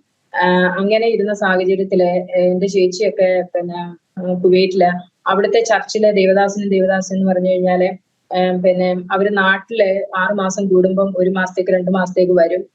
ഒന്നുകിൽ അവരുടെ ചർച്ചിലുള്ളവരുടെ റിലേറ്റീവ്സോ ആരെങ്കിലും ഇതുപോലെ അവരുടെ 3-4 ദിവസത്തെ ബൈബിളിന്റെ ക്ലാസ് എടുത്തിട്ട് ഈ പിന്നെ സ്നാനപ്പെടാൻ ആഗ്രഹമുള്ളവരെ സ്നാനപ്പെടുത്തി അങ്ങനെ അവർ അവരുടെ ശുശ്രൂഷ അങ്ങനെയാണ്. അപ്പൊ എന്നും ഞാൻ എന്റെ ഒരു ആഗ്രഹം, ചേട്ടന് എങ്ങനെയെങ്കിലും ഈ കുവൈറ്റിൽ പോകണം, ഇവരുടെ ഈ ക്ലാസ് ഒന്ന് കേൾക്കണം, അവിടെ ചെന്ന് കഴിഞ്ഞാൽ എങ്ങനെയെങ്കിലും പുള്ളി വിശ്വാസത്തിൽ വരും, ഇത് കേട്ട് കഴിഞ്ഞിട്ട് വിശ്വാസത്തിൽ വരും. എന്റെ പ്രാർത്ഥന എന്നും ഇങ്ങനെ കർത്താവിനോട്, കർത്താവ് ഈ ചേട്ടനാണെന്നുണ്ടെങ്കിൽ കുവൈറ്റിൽ പോകാൻ ഒരു ചാൻസ് കൊടുക്കണേ, ചേച്ചിയുടെയും ചേട്ടന്റെ ആ സഭയുടെയും അടുത്ത് ഉള്ള ഒരു സാഹചര്യത്തില് പിന്നെ താമസിക്കാനും ഈ പിന്നെ ക്ലാസ് കേൾക്കാനും ഒക്കെ ഒരു അവസരം ദൈവം ഒരുക്കണേന്ന് ഞാൻ എന്നും ഇങ്ങനെ പ്രാർത്ഥിക്കും. അപ്പോ ഞങ്ങളുടെ ഒരു പിന്നെ വീട്ടിലെ അനിയനും അനിയത്തിക്കും, എന്റെ അനിയനും അനിയത്തിക്കും ക്ലാസ്സിന് വേണ്ടിയിട്ട് എന്റെ വീട്ടിലെ ആ പാസ്റ്റർ ആന്റിയും വന്നു. അപ്പം ഞാന് ചേട്ടനോട് കള്ളം പറഞ്ഞിട്ട് എന്ത് ചെയ്യുന്നറിയാമോ, അല്ലാതെ പ്രാർത്ഥനയ്ക്കാണെന്ന് പറഞ്ഞിട്ട് എനിക്ക് പോകാൻ പറ്റത്തില്ല. അപ്പൊ ചേട്ടനോട് ഞാൻ പറഞ്ഞു, ചേട്ടന് ഒന്ന് പിന്നെ ഖത്തറിൽ ജോലി ചെയ്യുന്ന സമയത്താ. അപ്പൊ ഞാൻ പറഞ്ഞു ഇതുപോലെ വീട്ടിൽ 2-3 ദിവസം പോകട്ടെ, അവിടെ നിൽക്കട്ടെ എന്ന് ചോദിച്ചപ്പം പറഞ്ഞു, അവിടെ എന്താ പ്രാർത്ഥന ഏതാണ്ട് ഉണ്ടോ എന്ന് എന്നോട് ചോദിച്ചു. ഞാൻ പറഞ്ഞു ഇല്ല, വെറുതെ അവിടോട്ടൊന്ന് പോകാനെന്ന് പറഞ്ഞു. അന്നേരം ആദ്യം സമ്മതിച്ചില്ലെങ്കിലും പിന്നെ എന്നോട് പറഞ്ഞു പൊയ്ക്കോളാൻ പറഞ്ഞു. അപ്പൊ ഈ ക്ലാസ് കേൾക്കാൻ വേണ്ടിയിട്ടാണ് ഞാനും ഇവിടെ പോയത്. അന്നേരം പോകുമ്പോഴേ എന്നും എന്റെ മൂത്ത മോന് രാത്രിയിൽ കിടക്കുമ്പോ അവൻ എന്നും അങ്ങ് കാലുവേദനയാണ്. എന്നും കാലുവേദന എടുത്ത് കുഞ്ഞങ്ങ് കരയും. അതുപോലെ ഇളയ മോനെന്ന് വെച്ച് കഴിഞ്ഞാൽ ഒരു പിന്നെ സോപ്പോ അല്ലെങ്കിൽ ക്രീമോ അങ്ങനെ ഒരു പ്രോഡക്റ്റുകളും അവന് ഉപയോഗിക്കാൻ പറ്റത്തില്ല, അവന് റാഷസ് ആണ്. അപ്പൊ ഈ മുഖം എല്ലാം ഒരുമാതിരി ഇങ്ങനെ സ്കിൻ ഒന്നും ഇല്ലാതെ കൊണ്ട് ഇങ്ങനെ ഇരിക്കും. എല്ലാ മടക്കുകളിലും ഇങ്ങനെ ഇരുന്നിട്ട് അത് ഭയങ്കര ഏതെല്ലാം ഡോക്ടർമാരെ കാണിച്ചിട്ടും അതിനൊരു പ്രയാസം ഇല്ലാതെ കുഞ്ഞന് ഭയങ്കരമായിട്ട് പ്രയാസപ്പെടുന്ന ഒരു സമയത്താണ്. അപ്പം ഞങ്ങൾ അന്ന് ഈ കൊച്ചിനെ ഡോക്ടറെയും കാണിക്കണം എന്നൊക്കെ പറഞ്ഞിട്ട് ചേട്ടനോട് പറഞ്ഞിട്ട് പോയി. പക്ഷെ അന്ന് ചെന്നപ്പോ ഡോക്ടർ ഇല്ലായിരുന്നു. ഞങ്ങൾ എന്റെ വീട്ടിൽ പോയി. എന്റെ വീട്ടിൽ പോയി ഓരോ ദിവസവും ഈ ക്ലാസ് അവരവിടെ വീട്ടിൽ താമസിച്ചിട്ടാണ് ഈ ക്ലാസ് എടുക്കുന്നത്. അപ്പം ആ ക്ലാസ്സും കേൾക്കാൻ എനിക്ക് സത്യം പറഞ്ഞു കഴിഞ്ഞാൽ ദൈവമുണ്ട്, കർത്താവുണ്ട്, അതിൽ വിശ്വസിച്ച് മുൻപോട്ട് പോകുന്ന പ്രാർത്ഥിക്കുന്ന ഒക്കെ ചെയ്യുന്നുണ്ട്, പ്രാർത്ഥനകൾക്കൊക്കെ ഇടയ്ക്ക് പോകുന്നുണ്ട്. എങ്കിലും യഥാർത്ഥത്തില് ഒരു മാനസാന്തരം, കർത്താവ് ആരാണെന്നും എന്താണെന്നും എന്തിനാണ് കർത്താവ് ഭൂമിയിൽ വന്നതെന്നും നമുക്ക് വേണ്ടിയിട്ട് കർത്താവ് എന്താണ് ചെയ്തതെന്നും ഇപ്പം കർത്താവ് എവിടെയാണെന്നും അങ്ങനെ എല്ലാ കാര്യങ്ങളും ആ ക്ലാസ്സിലൂടെ എനിക്ക് മനസ്സിലാക്കാൻ പറ്റിയത്. ഈ 4 ദിവസത്തെ ക്ലാസ് കഴിഞ്ഞു കഴിഞ്ഞപ്പോഴത്തേന് 2 കാര്യം എന്റെ കുഞ്ഞുങ്ങളിൽ ദൈവം ചെയ്തു. കാരണം ഇത് എന്നും ഈ ഒരു കരഞ്ഞാതെ കൊണ്ട് ഉറങ്ങത്തില്ല മൂത്ത മോന്. രാത്രിയിലെല്ലാം കരച്ചിലേക്ക്, അവന്റെ കാലിന് വേദന, 8 വയസ്സുണ്ടാകുന്ന അവന്റെ കാലിന് വേദന, അത് ദൈവം സൗഖ്യമാക്കി ഈ ക്ലാസ് കഴിഞ്ഞപ്പോഴത്തേന്. ഈ ഇളയ മോന്റെ ഈ റാഷസ് മൊത്തം ഈ 4 ദിവസം കഴിഞ്ഞപ്പോ അത് എന്ത് പറ്റിയെന്ന് അറിയത്തില്ല, മുഴുവനും നല്ല ക്ലിയർ ആയിട്ട് ദൈവം സൗഖ്യമാക്കി. അതെന്റെ ജീവിതത്തിൽ വീണ്ടും ഭയങ്കര ഒരു അതിശയമായിരുന്നു. അപ്പൊ ഞാൻ പറഞ്ഞു, ഇങ്ങനെയുള്ള ഒരു ദൈവത്തെ എനിക്ക് ഈ ജനം എല്ലാം സാക്ഷിയായിട്ട് ഇവരുടെ മുമ്പില് ജീവിക്കണം. അതിനൊരു സാഹചര്യം ദൈവം ഒരുക്കി തരണം. എന്നിട്ട് ഈ ഒരുപാട് പേർക്ക് അന്ന് അവര് അനിയനൊന്നും തീരുമാനമൊന്നും എടുത്തില്ല. അവരാരെയും അങ്ങനെ നിർബന്ധിക്കുകയൊന്നുമില്ല. ക്ലാസ് എടുക്കും, അതിനകത്ത് താല്പര്യമുള്ളവർക്ക് അടുത്ത ശുശ്രൂഷകൾ ചെയ്യും, സ്നാനപ്പെടുത്തും, അങ്ങനെ അവർ പോകുന്നത്. അപ്പൊ അവരന്ന് നാട്ടിൽ വന്നു കഴിഞ്ഞപ്പം ഒരു 7-8 പേർക്ക് ഇതുപോലെ ക്ലാസ് എടുത്ത് തീരുമാനമെടുത്ത് സ്നാനപ്പെടുന്നവരെ അവര് കുമ്പനാട് മോനച്ചൻ എന്ന് പറയുന്ന പാസ്റ്ററുടെ വീട്ടിലെ ഒരു IPCയുടെ ഒരു പാസ്റ്ററാണ്. ആ പാസ്റ്ററുടെ വീട്ടിലൊരു സ്നാനക്കുളമുണ്ട്, അവിടെയാണ് സ്നാനപ്പെടുത്തുന്നത്. അവര് ഭയങ്കര ഫ്രണ്ട്സ് ആണ്, ഒരുപാട് അടുപ്പമുണ്ട് ആ പാസ്റ്ററും ഞാൻ ഈ കുവൈറ്റിലെ പാസ്റ്ററും തമ്മിൽ. അപ്പൊ ആ സ്നാന ശുശ്രൂഷയ്ക്ക് എന്നോട് പറഞ്ഞ്, എന്നെ ചെറുപ്രായം തൊട്ട് എന്റെ വീട്ടിലെല്ലാവരും പെറ്റ്നെയും വിളിക്കുന്നത് മേരിന്നാ വിളിക്കുന്നത്. അപ്പൊ അവരെല്ലാം അങ്ങനെയാണ് എന്നെ വിളിക്കുന്നത്. അപ്പൊ എന്നോട് ചോദിച്ചു, മേരി വരുന്നോ ആ സ്നാനം കാണാനെന്ന് എന്നോട് ചോദിച്ചു. അപ്പൊ ഞാൻ പറഞ്ഞ്, എന്തായാലും 4 ദിവസം, ഒരു ദിവസം കൂടെ ചേട്ടനോട് വീട്ടിൽ നിന്നെന്ന് പറയാന്ന് പറഞ്ഞിട്ട് അച്ചാച്ചനും അമ്മച്ചി ഞാനും ഈ കുഞ്ഞുങ്ങളും എല്ലാം കൂടെ ഇവിടുന്ന് കോഴഞ്ചേരിയിലെ കുമ്പനാട് പോയി സ്നാനം കാണാൻ വേണ്ടിയിട്ട് പോയി. അവിടെ ഒരു 10-250 അംഗങ്ങളുള്ള ഒരു ചർച്ച അവിടുത്തെ മോഹൻ പാസ്റ്ററിന്റെ. അപ്പൊ എല്ലാരും ഉണ്ട്. ആ സ്നാനക്കുളത്തിന് ചുറ്റും എല്ലാരും നിന്നിട്ട് ഓരോരുത്തരെ ഇങ്ങനെ ആ പാസ്റ്റർ, കുവൈറ്റിൽ നിന്ന് വന്ന പാസ്റ്റർ സ്നാനപ്പെടുത്തുകയാണ്. അപ്പൊ അവിടെ നിന്ന് ഈ സ്നാനം ഞാൻ കാണുമ്പോഴെല്ലാം എന്റെ ഇങ്ങനെ കണ്ണുനീരൊഴുകുക. ഞാൻ കർത്താവിനോട് കർത്താവ് ഈ ഒരു ഭാഗ്യം എനിക്ക് എന്ത് തരും, ഇത് എത്രയോ കാലം കൊണ്ട് ഞാൻ ആഗ്രഹിക്കുക ഇതിങ്ങനെ. എല്ലാ സ്നാനവും കഴിഞ്ഞു കഴിഞ്ഞപ്പം ആ പാസ്റ്റർ ആ സ്നാനക്കുളത്തിൽ നിന്നിട്ട് എന്നോട് ചോദിച്ചു, മേരി ഇറങ്ങുന്നോന്ന് ചോദിച്ചു. പക്ഷെ ഞാൻ കരഞ്ഞാൽ ഞാൻ അവിടെ നിന്ന് ഭയങ്കര ഒച്ചത്തിലെ കരഞ്ഞു. കാരണം അത്ര ഒരു സങ്കടമായി പോയി എനിക്ക് സ്നാനപ്പെടാൻ പറ്റുന്നില്ലല്ലോ എന്നുള്ള ഒരു ഇത്, എനിക്ക് അതിനൊരു സാഹചര്യം ഇല്ലല്ലോ.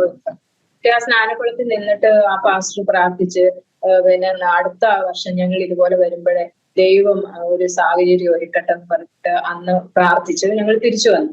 പക്ഷെ ആ സ്നാനവും അതുപോലെ ആ ക്ലാസ്സും ഒക്കെ എന്റെ ജീവിതത്തിലെ വീണ്ടും ഒരു വലിയ മാറ്റം ഉണ്ടായി. എന്നും ഞാൻ നേരത്തെ പറഞ്ഞതുപോലെ ചേട്ടൻ കുവൈറ്റിൽ പോകണം, ഈ ക്ലാസ് കേൾക്കണം, വിശ്വാസത്തിലേക്ക് വരണം എന്ന് ഞാൻ മനസ്സിലാക്കിയ ഒരു കാര്യം എന്ന് പറഞ്ഞാൽ, നമ്മൾക്ക് പല ആഗ്രഹങ്ങളും ഇഷ്ടങ്ങളും ഒക്കെ കാണും. പക്ഷെ നമ്മുടെ ഇഷ്ടപ്രകാരമല്ല, അത് നമ്മുടെ ആഗ്രഹങ്ങളെ മാനിക്കുന്ന അല്ലെ ഇഷ്ടങ്ങളെ മാനിക്കുന്ന ഒരു ദൈവമാണ്. അത് നമ്മൾ പറയുന്ന വഴികളിലൂടെയല്ല, ദൈവത്തിനൊരു വഴിയുണ്ട്, ആ വഴിയിലൂടെ എല്ലാം നമുക്ക് അനുകൂലമായി ചെയ്തെടുക്കും എന്ന്.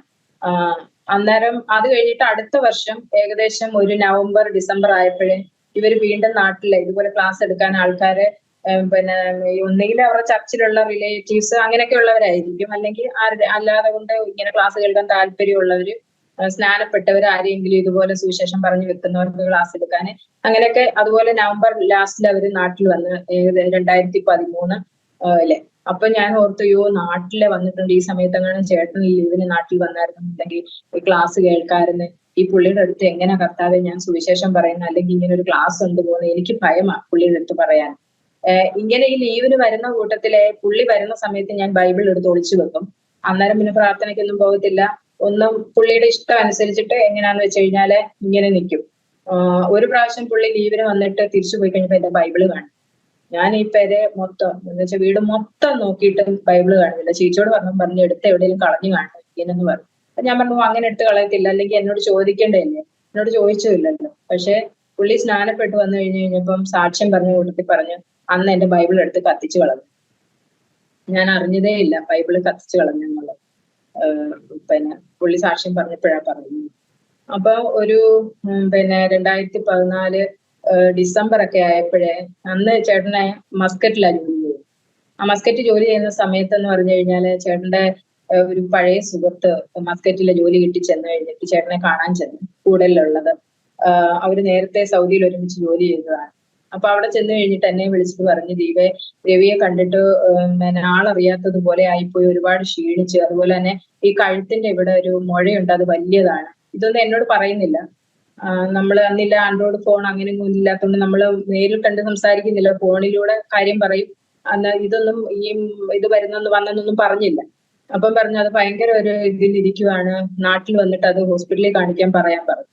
അപ്പൊ ഞാൻ ചേച്ചിയുടെ ഒക്കെ അടുത്ത് വിളിച്ചിട്ട് പറഞ്ഞു, ഇതുപോലെ ആ ഒരു കൂട്ടുകാരൻ വിളിച്ചിട്ട് എന്നോട് പറഞ്ഞു, ചേട്ടനോട് പറ നാട്ടിൽ എളുപ്പം വരാൻ, അത് ഹോസ്പിറ്റലിൽ കാണിക്കാനെന്ന് പറഞ്ഞു. അങ്ങനെ 2014 ജനുവരി ആദ്യം 6-ാം തീയതി പുള്ളി ലീവിന് നാട്ടിൽ വന്നു. ലീവിന് നാട്ടിൽ വന്നു കഴിഞ്ഞപ്പോഴേ നല്ല വണ്ണമുള്ള ആളായിരുന്നു പോകുമ്പോഴേ, എന്നാൽ കൈയും കാലും ഒക്കെ അങ്ങ് ക്ഷീണിച്ച് തേമ്പി, വയറൊക്കെ ഒരുപാട് വീർത്ത്, ഇവിടെ ഒരു ഓറഞ്ച് വലിപ്പത്തിലെ ഒരു മുഴയുണ്ട്. അപ്പൊ ഞങ്ങൾ ഈ വീടൊന്ന് അതിന്റെ തലേപ്രാവശ്യം ചേട്ടൻ വന്നു കഴിഞ്ഞപ്പോ വീടൊന്ന് മെയിൻറ്റെയിൻസ് ചെയ്ത് ഇച്ചിരി ഞങ്ങൾക്ക് കടം ഒക്കെ ഉണ്ടായിരുന്നു, എന്റെ സ്വർണ്ണങ്ങളൊക്കെ പണയമൊക്കെ. അപ്പൊ അതൊക്കെ എടുത്തു കഴിഞ്ഞിട്ട് വരാം എന്നുള്ള ഒരു തീരുമാനത്തിൽ പുള്ളി നിന്നോണ്ടാ ഇത്രയും നാളിത് നമ്മളോട് പറയാഞ്ഞത്. അപ്പൊ നാട്ടിൽ വന്നിട്ട് മാവേലിക്കര ഒരു അനന്തരവന്റെ കെയറോപ്പിലെ അവിടുത്തെ ഗവൺമെന്റ് ഹോസ്പിറ്റലിലെ കൃഷ്ണകുമാർ മുറി പറയുന്ന ഒരു ഡോക്ടറെ ഞങ്ങൾ പോയി കണ്ടു. അപ്പൊ ഇത് മുഴയില്ല, ഇത് കീറിക്കളയാം, ഓപ്പറേഷൻ ചെയ്യാം എന്നുള്ള ഒരു ഇതിലാ പോകുന്നത്.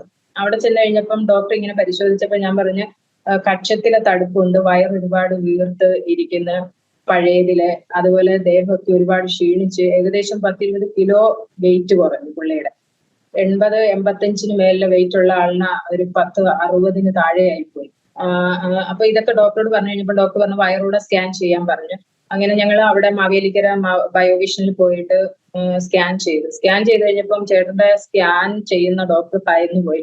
കാരണം വയറ് നിറയെ മുഴകളാണ്, ക്യാൻസറിന്റെ മുഴകളാണ് വയറ് നിറയെ. അപ്പം പെട്ടെന്ന് തന്നെ കൃഷ്ണകുമാർ ഡോക്ടറെ വിളിച്ചിട്ട്, പുള്ളിക്ക് എന്നാ സർജറി ഉള്ള ദിവസമായിരുന്നു, എന്നിട്ട് പോലും ഈ അവസ്ഥ കൊണ്ട് ഞങ്ങളോട് പറഞ്ഞ്, ഞാൻ പറഞ്ഞില്ലേ ചേട്ടന്റെ പെങ്ങടെ മോൻ അവിടെ വർക്ക് ചെയ്യുന്ന ആയതുകൊണ്ട് പുള്ളിയോട് പറഞ്ഞു, ഇതുപോലെ ഇന്ന് വൈകിട്ട് തന്നെ വന്ന് എന്നെ കാണാൻ പറയണം, റിപ്പോർട്ട് മേടിച്ചിട്ടെന്ന് പറഞ്ഞു. അങ്ങനെ ഈ റിപ്പോർട്ടെല്ലാം മേടിച്ച് ഞങ്ങളവിടെ ചെന്ന് അനന്തരവൻ രാജീവും കൂടെ ഞങ്ങളുടെ കൂടെ വന്ന് ഡോക്ടറെ കണ്ടു കഴിഞ്ഞപ്പോൾ ഡോക്ടർ പറഞ്ഞു, ഇതുപോലെ റിപ്പോർട്ട് നോക്കിയിട്ട് നിങ്ങൾക്ക് ഭയങ്കര ഇതിലാ, നിങ്ങൾ ഭയപ്പെടരുത്, പേടിക്കരുത്, ക്യാൻസറിന്റെ 4th സ്റ്റേജ് ആണ്, പ്രൈവറ്റ് ഹോസ്പിറ്റലുകളിലൊന്നും പോകരുത്, RCCയിലോട്ട് റെഫറൻസിലൊക്കെ എഴുതി തരാം, നിങ്ങൾ അവിടെ പോകാം, വേറെ പോകരുത്. പക്ഷെ ഒരു മുഴ വന്നത് സർജറി ചെയ്ത് കളയാൻ പോയി ഞങ്ങൾ ഇത് ക്യാൻസർ ആണെന്നോ അല്ലെങ്കിൽ 4th സ്റ്റേജിലെ ക്യാൻസർ ആണെന്നോ അറിഞ്ഞില്ല. അത് ഞങ്ങൾ ഭയങ്കരമായിട്ട് തകർന്നു പോയി. പക്ഷെ എനിക്ക് ഒരു ഇതെന്ന് പറഞ്ഞു കഴിഞ്ഞാൽ, എപ്പോഴും ഞാൻ ഈ ദൈവസന്നിധിയിലെ ദൈവത്തോട് പ്രാർത്ഥിക്കുമ്പം ദൈവത്തിന്റെ ഒരു ദൈവദാസനിലൂടെ ഒരു ആലോചന പറഞ്ഞതെന്ന് വെച്ചാൽ, ഒരു രോഗത്തിലൂടെ പുള്ളിയെ വിശ്വാസത്തിലേക്ക് കൊണ്ടുവരും എന്നിങ്ങനെ പറഞ്ഞു. അപ്പൊ അന്നേരം എല്ലാം എന്റെ ചിന്തയെന്ന് വെച്ചാൽ, എങ്ങനെയെങ്കിലും വേണ്ടിയില്ല പുള്ളി വിശ്വാസത്തിൽ വന്നാൽ മതി എന്നൊരു ഇത്. അപ്പൊ ഇത് നേരത്തെ ദൈവത്തിന്റെ ആലോചന പറഞ്ഞാണ്ട് അപ്പൊ ഞാൻ കർത്താവിനോട് പ്രാർത്ഥിച്ച, അങ്ങനെ ഒരു സാഹചര്യം വന്നാൽ അത് സഹിക്കാനുള്ള ഒരു കൃപ എനിക്ക് കർത്താവ് തരണേ. കർത്താവ് ഒരു കൃപ തന്നതായിരിക്കും. എനിക്ക് ഭാരവും ഭയവും ഒന്നും തോന്നിയില്ല. പക്ഷെ പുള്ളി ആകെ തകർന്നു പോയി. ഞങ്ങൾ തിരിച്ചിവിടെ വന്നു കഴിഞ്ഞപ്പോ എന്നോട് പറഞ്ഞു, വരുന്ന വഴിയില് എന്നോട് പറഞ്ഞ്, ഒരു ക്യാൻസർ രോഗിയുടെ എന്റെ അച്ഛനെ, ഹസ്ബൻഡിന്റെ അച്ഛന് ഹസ്ബൻഡിന് 1.5 വയസ്സുള്ളപ്പോൾ മരിച്ചു പോയതാ. എന്റെ കുഞ്ഞിന് അന്ന് 1.5 വയസ്സേ ഉള്ളൂ, ഇളയ കുഞ്ഞിന്. അവരുടെ കുടുംബത്തിലെ ഏറ്റവും ഇളയത് ചേട്ടനാണ്. ഈ എന്റെ കുഞ്ഞ്, രണ്ടാമത്തെ കുഞ്ഞും ഇളയത്, അവന് 1.5 വയസ്സ്. അപ്പൊ ആ അച്ഛന് ഒരു അസുഖം വന്നിട്ടാ മരിച്ചു പോയത്. ഒരു ദൈവത്തിന്റെ ആലോചന ദേവദാസൻ ദൂത് പറഞ്ഞതെന്ന് വെച്ച് കഴിഞ്ഞാല്, ആ ഒരു ഇളയ കുഞ്ഞിന് 1.5 വയസ്സ് പ്രായമാകുമ്പോഴേ അടുത്ത തലമുറയെ അത് ബാധിക്കും. ആ ബാധ ചേട്ടന്റെ ജീവൻ കൊണ്ടുപോകും. അപ്പൊ അങ്ങനെ ഒരു വലിയ പ്രതിസന്ധിയിലാണ് ദൈവത്തിന്റെ ആലോചന നമ്മളുടെ അടുത്ത് പറഞ്ഞ്, വീട്ടിലെ സഭയിലുള്ള ദേവദാസനും കുടുംബവും അവിടെ ഒരു 10-65 അംഗങ്ങളുണ്ട്. അവരെല്ലാം ഞങ്ങൾക്ക് വേണ്ടി ഇത് അറിഞ്ഞു കഴിഞ്ഞതിന് ശേഷം ഞങ്ങൾക്ക് വേണ്ടി 21 ദിവസം ഫാസ്റ്റിംഗ് പ്രയർ തുടങ്ങി. അതുപോലെ തന്നെ അമ്മച്ചി അച്ചാച്ചനും പോകുന്നത് അന്ന് ചർച്ച് പാറയിലെ ചർച്ചാണ്. അവിടുത്തെ ദൈവജനങ്ങൾ ഞങ്ങൾക്ക് വേണ്ടിയിട്ട് പ്രാർത്ഥിക്കാൻ തുടങ്ങി. പക്ഷെ പുള്ളിയുടെ അടുത്ത് പിന്നെ ഈ കർത്താവിനെ കുറിച്ച് പറയാനോ അന്ന് എനിക്ക് പേടിയാണ്. അപ്പൊ ഞാൻ ദൈവത്തോട് ചോദിക്കും, ഞാൻ എങ്ങനെ പറയും പുള്ളിയുടെ അടുത്ത്? പുള്ളി ഒരു നോ പറഞ്ഞ അതിന്റെ അപ്പുറത്തോട്ട് പോകാൻ എനിക്ക് അന്ന് കഴിയില്ല. അപ്പൊ പിന്നെ ഞാൻ എന്തോ ചെയ്യും കർത്താവെ? എല്ലാ കാര്യങ്ങളും ഇതുപോലെ ദൈവത്തോടെ ചോദിക്കുന്നത്. പക്ഷെ ഓരോ കാര്യങ്ങളെയും അടുക്കും ചിട്ടയോടെയും ദൈവം ഞങ്ങളുടെ ജീവിതത്തിൽ ചെയ്തെടുത്തു എന്നുള്ളതാണ്. ചേട്ടന്റെ ഈ അസുഖം അറിഞ്ഞതിന് ശേഷം കാണാൻ വരാൻ പറഞ്ഞിട്ട് ഈ കുവൈറ്റിലെ പാസ്റ്റർ ആന്റി എന്ന നാട്ടിലുണ്ടായിരുന്നു. അവര് വന്ന് ഇവിടെ എപ്പോഴും ഇങ്ങനെ ആൾക്കാർ വരുന്നത് കൊണ്ട് എന്റെ അച്ഛനും അമ്മയും താമസിക്കുന്ന വീട്ടിലോട്ട് അവര് വന്ന് ഞങ്ങളോട് അങ്ങോട്ട് ചെന്ന്.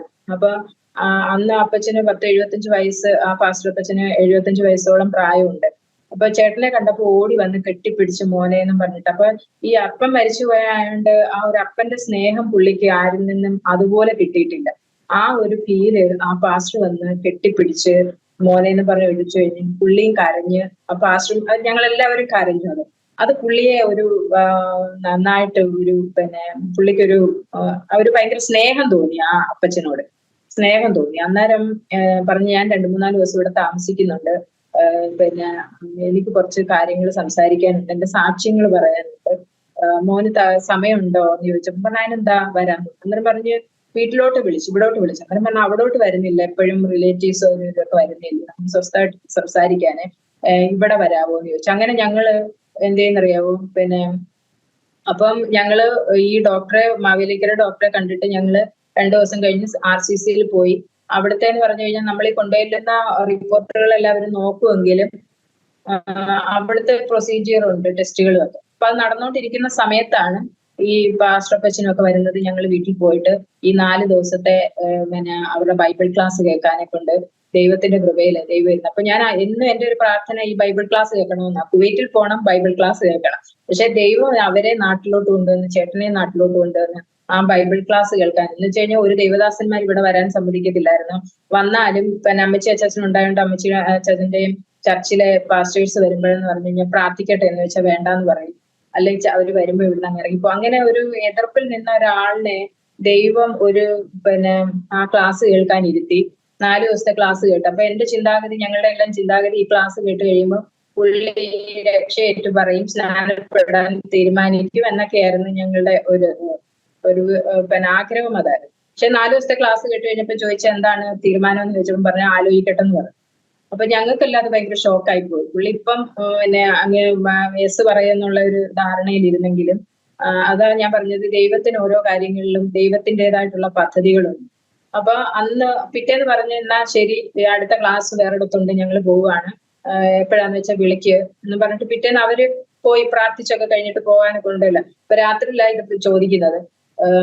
അപ്പം ഇങ്ങനെ പറഞ്ഞതുകൊണ്ട് ഞങ്ങൾ ഉറങ്ങി. അപ്പൊ അന്ന് എനിക്ക് ഭയങ്കര വിഷമായി പോയി. പുള്ളി യെസ് പറയുന്ന പ്രതീക്ഷിച്ചിരുന്നിടത്ത് ആലോചിക്കട്ടെ എന്ന് പറഞ്ഞു കഴിഞ്ഞപ്പോ എനിക്ക് ഭയങ്കര വിഷമായി പോയി. രാത്രിയിലെല്ലാം ഞാൻ അവിടെ കിടന്ന് കരയുന്നത് പുള്ളി കാണുന്നുണ്ട്. അപ്പൊ എന്നോട് ചോദിച്ചു, നീ എന്തിനാ കരയുന്നത്? ഞാൻ ഒന്നുമേ മിണ്ടിയില്ല. പക്ഷെ അന്ന് രാത്രിയില് എപ്പോഴും ദൈവം ദർശനങ്ങളിലൂടെയാണ് ഞങ്ങളോട് ഇടപെടാറ്. പുള്ളി ഒരു ദർശനം കണ്ട് നല്ല ഫലമുള്ള വലിയൊരു വൃക്ഷം നിൽക്കുന്ന, അത് എല്ലാവർക്കും അനുഗ്രഹമായിട്ട് നിൽക്കുന്ന ഒരു വൃക്ഷം. അതുപോലെ തന്നെ ഒരു മൃഗത്തെ ഇങ്ങനെ തൂക്കിയിട്ടേക്കുന്ന, അതിന്റെ തോല് മൊത്തം ഉരിച്ചേക്കുന്ന, അതിന്റെ കണ്ണീക്കടയും വായിക്കടയും മൂക്കിക്കടയും എല്ലാം ബ്ലഡ് ഇങ്ങനെ വരുന്നത്. ഇങ്ങനെ 2 ദർശനം പുള്ളിയെ കാണിച്ചു. അപ്പൊ രാവിലെ എഴുന്നേറ്റപ്പോ എന്നോട് പറഞ്ഞ്, അവര് അപ്പച്ചനും അമ്മയൊക്കെ പോകാനെ കൊണ്ട് എല്ലാം ഒരുങ്ങുക. അപ്പൊ എന്നോട് പറഞ്ഞു, ഞാൻ ഇന്നലെ ഒരു സ്വപ്നം കണ്ട് ഇങ്ങനെയാ കണ്ടെന്ന്. അപ്പം ഞാൻ അന്നേരം പെട്ടെന്ന് എനിക്ക് തോന്നിയത് ഇങ്ങനെ പറയാൻ. ഞാൻ പറഞ്ഞു, ഈ ദൈവത്തെ വിശ്വസിച്ച് ഇറങ്ങി തിരിച്ചാലേ ആ വൃക്ഷം പോലെ ദൈവമാക്കും, അല്ലെങ്കിൽ ആ പട്ടിയുടെ അവസ്ഥയാണ്. ഇങ്ങനെ പറഞ്ഞു പുള്ളി എടുത്ത് പറഞ്ഞ് ഇനി പോന്നു. അത് കഴിഞ്ഞതിന് ശേഷം ആ പാസ്റ്ററുടെയും ഒക്കെ ശുശ്രൂഷ എന്ന് പറഞ്ഞു കഴിഞ്ഞാൽ രക്ഷയേറ്റു പറഞ്ഞ ആൾക്കാരെ പിന്നെ ഈ അഭിഷേകം പ്രാപിക്കാനെ കൊണ്ട് ഇരിക്കുന്ന ഒരു ശുശ്രൂഷയുണ്ട്. അപ്പം വാഴമുട്ടത്തുള്ള ഷിബു എന്ന് പറയുന്ന പിന്നെ ഒരു വീട്ടിലുള്ള ഒരു അച്ചായന്റെ വീട്ടിലെ ഈ രക്ഷയേറ്റു പറഞ്ഞവരെ ആ ശുശ്രൂഷയ്ക്കായിട്ടിരിക്കുന്ന അതിനൊരു പ്രാർത്ഥനയുണ്ട് അവിടെ. അപ്പൊ ആ ദിവസം രാവിലെ തലേന്ന് വിളിച്ചിട്ട് പാസ്റ്റർ അപ്പച്ചൻ എന്നുണ്ടെങ്കിൽ ചേട്ടനോട് ചോദിച്ചു, ഇതുപോലെ പിന്നെ ഇങ്ങനെ ഒരു പ്രാർത്ഥനയുണ്ട്, നാളെ വരുന്നു, വണ്ടി അവിടുന്ന് പറഞ്ഞു വിടാം, അതേ വന്നാൽ മതി എന്ന് പറഞ്ഞു. അപ്പൊ അതുവരെ ഞാൻ പറഞ്ഞിട്ട് പുള്ളി പോകുന്നില്ല എന്നും പറഞ്ഞിരിക്കുമായിരുന്നു.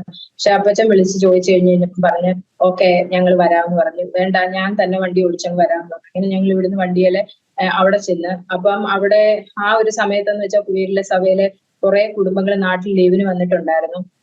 അവരെല്ലാം കൂടെ അവിടെ കൂടി ഈ സ്നാനപ്പെടാൻ തയ്യാറെടുത്ത ആൾക്കാർ അവരെല്ലാം കൂടെ ഇരുന്ന് ഇങ്ങനെ അന്യഭാഷയിൽ ആരാധിക്കുന്ന ഒരു ശുശ്രൂഷയാണ്. പ്രാർത്ഥിച്ച് ഈ ശുശ്രൂഷ ആരാധിച്ചു. അപ്പൊ എന്നോട് ഇങ്ങനെ പറഞ്ഞ്, നമ്മള് ഹിന്ദു ഒരു ഇതിൽ ജനിച്ചു വളർന്നത് കൊണ്ട് ഓരോ നമ്മൾ അമ്പലങ്ങളിൽ പോയ കാര്യങ്ങളും എല്ലാം നമ്മളത് ദൈവസന്നിധിയിൽ വരുമ്പോഴെന്ന് പറഞ്ഞു കഴിഞ്ഞാൽ അതൊക്കെ നമ്മൾ ചെയ്ത തെറ്റുകളാണ്.